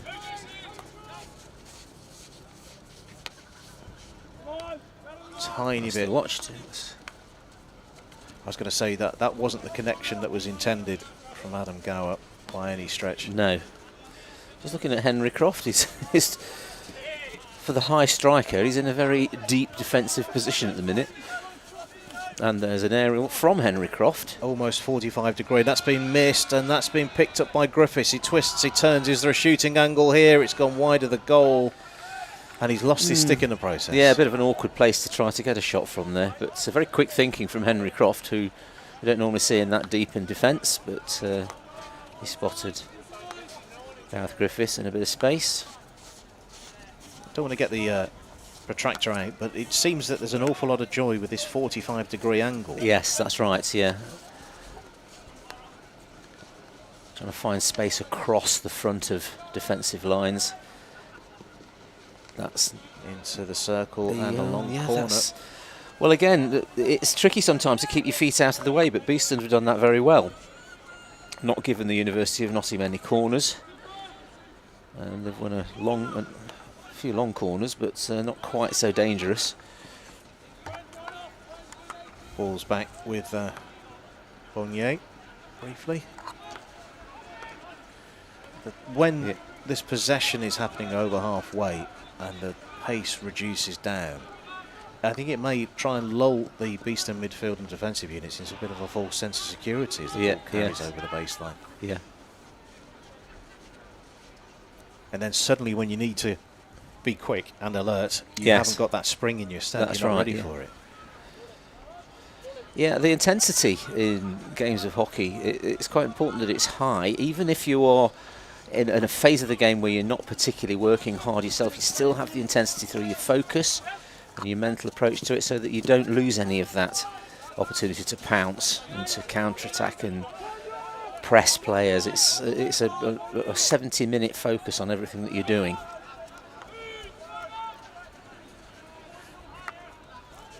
Ollie Ashdown out there again. I hadn't seen him for a while. I was wondering if he was struggling a bit, but Nice area ball, nice control as well. Yeah. Is this going to lead to anything? Flicked in and then just a foot right on the edge, right on the line. If it's going to be anywhere, you'd prefer it to be there. Dragging it out and then punched in, and the first stick to that will be one bringing it back into play from the sideline ball. Yeah, smashed across and didn't really connect in any way, so Beeston get the chance to restart. Yeah, it'd be interesting to see what as you said, I'd like to know what Stephen Wood said to them, really, because I think under the circumstances, I'd be definitely chasing more goals. And also a real chance for Henry Croft as well, because he, as we think, because we haven't got any older goal-scoring information, he's now gone to the top of the goal-scoring charts for the men's Premier Division. Yes, yeah. And for that matter, Gareth Griffiths has also crept up as well. He's moved on from 3 to 4 for the season. He's still in the top 10. Yeah, always a bit of a sign if you can get a couple of players onto that list. It's a bit of a sign that you can win games. Certainly this part of the league, Beeston are winning games now quite nicely. Whether that should give them confidence to take on one of the bigger clubs. Nice layoff, and the give and go is still good. And there's a player gone down, and we've got play on, advantage outside of the goal, and we will have time off and a card, I think. Yeah, I sometimes think that's tricky, really, because the advantage, even though it's in the D, it wasn't a particularly strong advantage for Beeston, so it would have been better, I think, if they'd had the slightly earlier restart. No card, as far as I can tell. I think it was more just to make it clear that this was the advantage. What did you want? You could have either had it stopped, or you could have had the advantage. You had the one that you wanted, and now we can't go back. Something's brewing here, though, for Beeston. I think there's a spell of pressure coming up here. It's just very difficult to get through. You can see there's 7 or 8 of the University of Nottingham players there trying to, in a very tight corner. It's very tough to actually create anything from there with so many players in the same part of the pitch. Looking at the run from Pete Coy, who put some real effort in, and also we do see the first card of the game shown by Andy Higgins. It's a green card that has been shown, and I think it's Dylan Lin Hong who has gone off the field of play, number 24. Yeah, so Beeston just got to deal with playing with 10 players. Shouldn't make it too difficult from a defensive point of view, but it might just slow them down taking on attacks.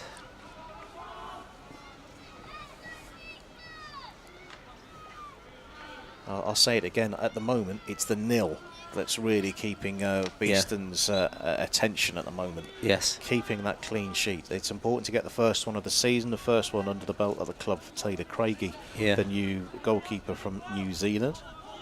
Player at the Sultan of Johor Cup back in 2019. I remember watching that on the tram here via the wonders of live streaming.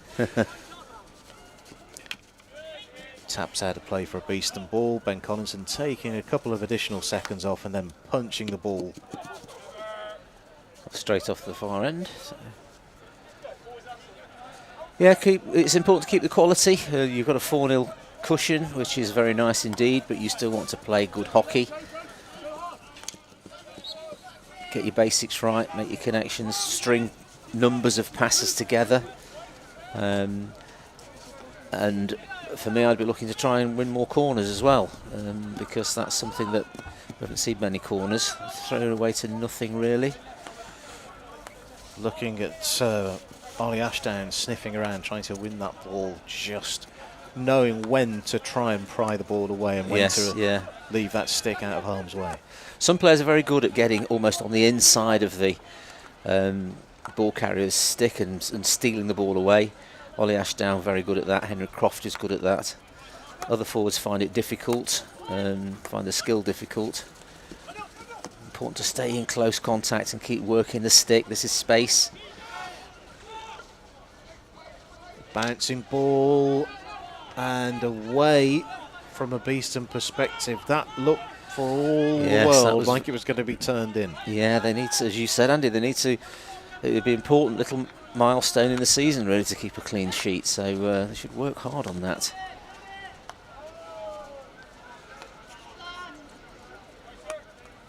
Tobias decides to go back and trying to change the pivot via Clark again.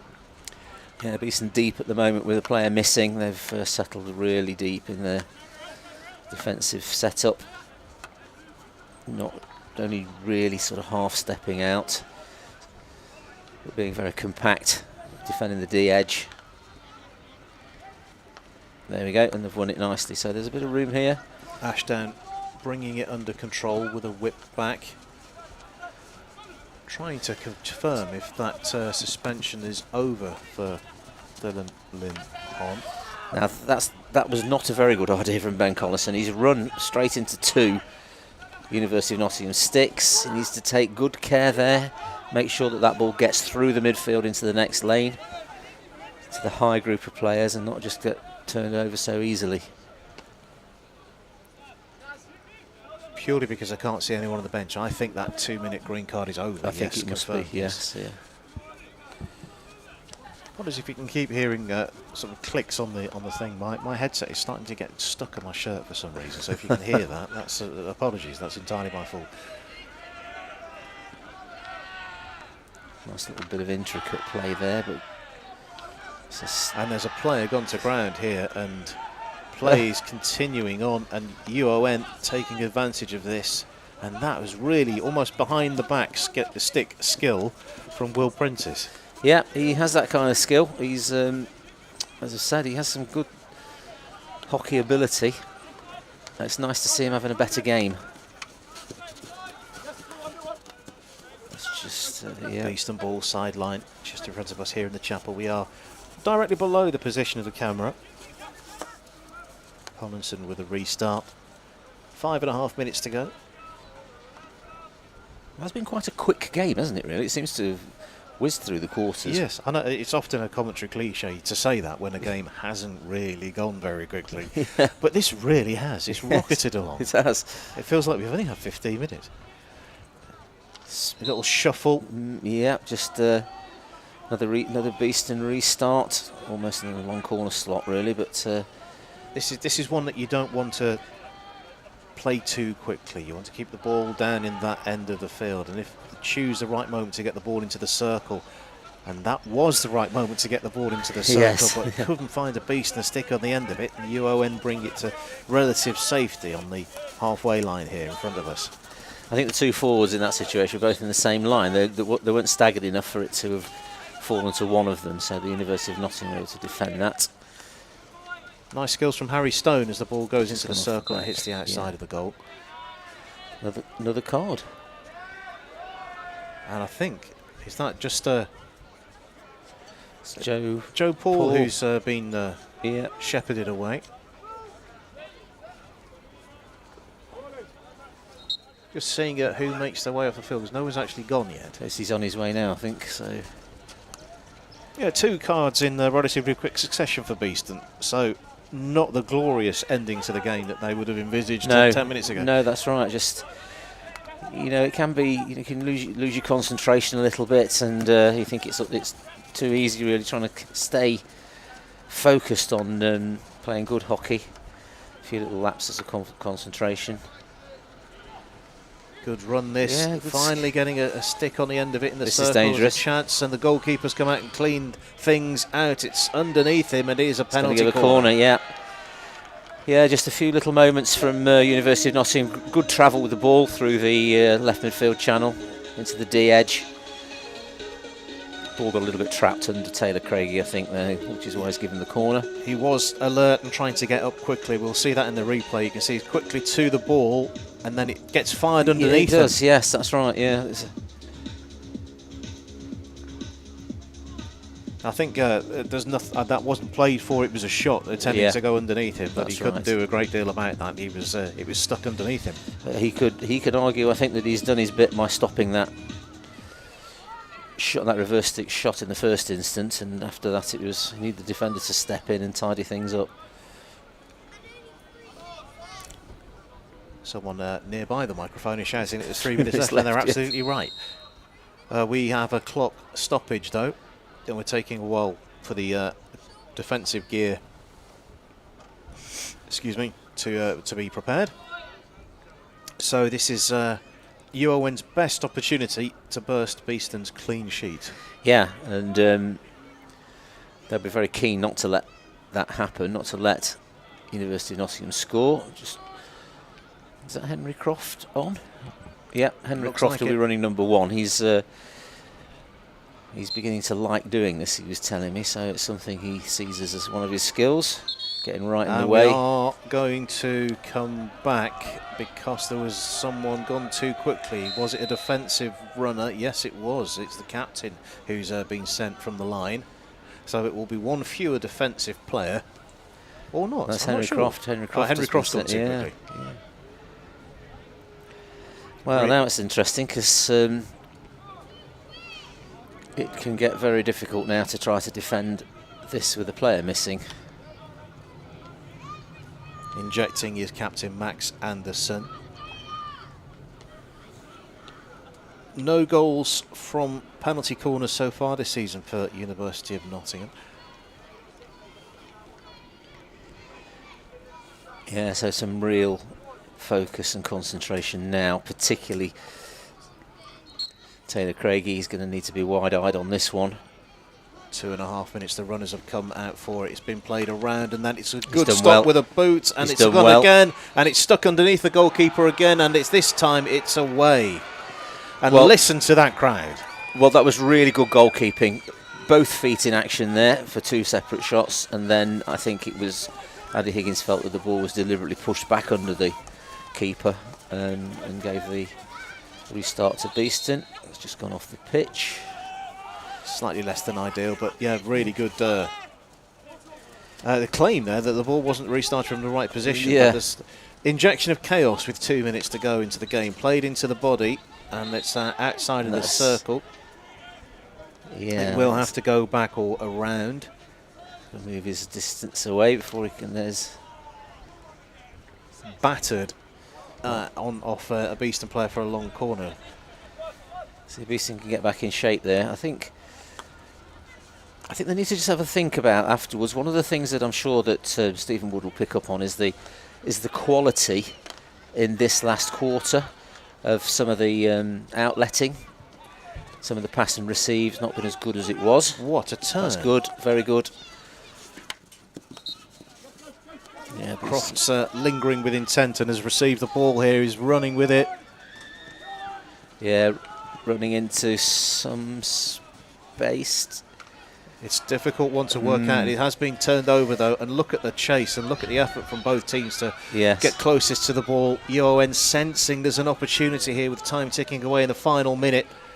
Choosing the right moment. The ball's come off a couple of sticks and it's gone out of play. It will be a UON ball. Your weightless time on the match is number 7, Gareth Griffiths. Yeah, University of Nottingham trying very hard to see if they can get on the score sheet. Henry Croft's last attack, typical Henry looking for a goal scoring opportunity, could possibly have won a corner. Well, this is the game management time. Take your time, It wait is. for the whistle, and take the applause. Do things properly and get it right, yeah.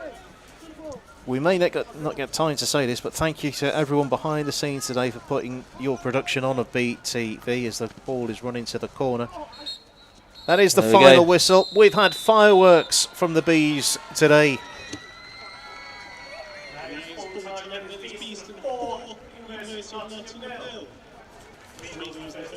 Henry Croft, Gareth Griffiths, Henry Croft, all in the first 10, and Max Sansa. And there are the fireworks. Let's wait and watch as they bang on take time to the sky.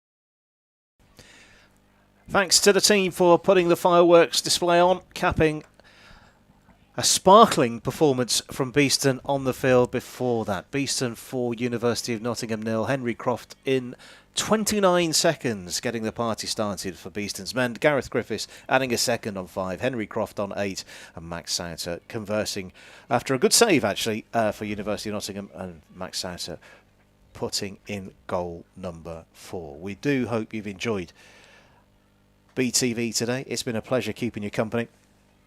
Jake Reed was with us earlier on today. Thank you very much, Jake Reed. Thank you very much, Steve Musson. How you doing? Pleasure. Yeah, loved it. I was going to say, did you enjoy that? It's a very silly question, isn't it? Of course you enjoyed that one today. Next time on BTV, it's worth writing this down. We're back on Sunday the 22nd at an earlier time. Pushback of Beeston Women versus Bowden is midday, and I'm making that very, very clear to you. It's midday on Sunday the 22nd of October. That's followed at 2 p.m. by Beeston's men taking on Surbiton. So from all of us here at BTV and myself, Andy Day, it's been a pleasure keeping you company today, and we'll do it all again on Sunday the 22nd of October. Bye for now.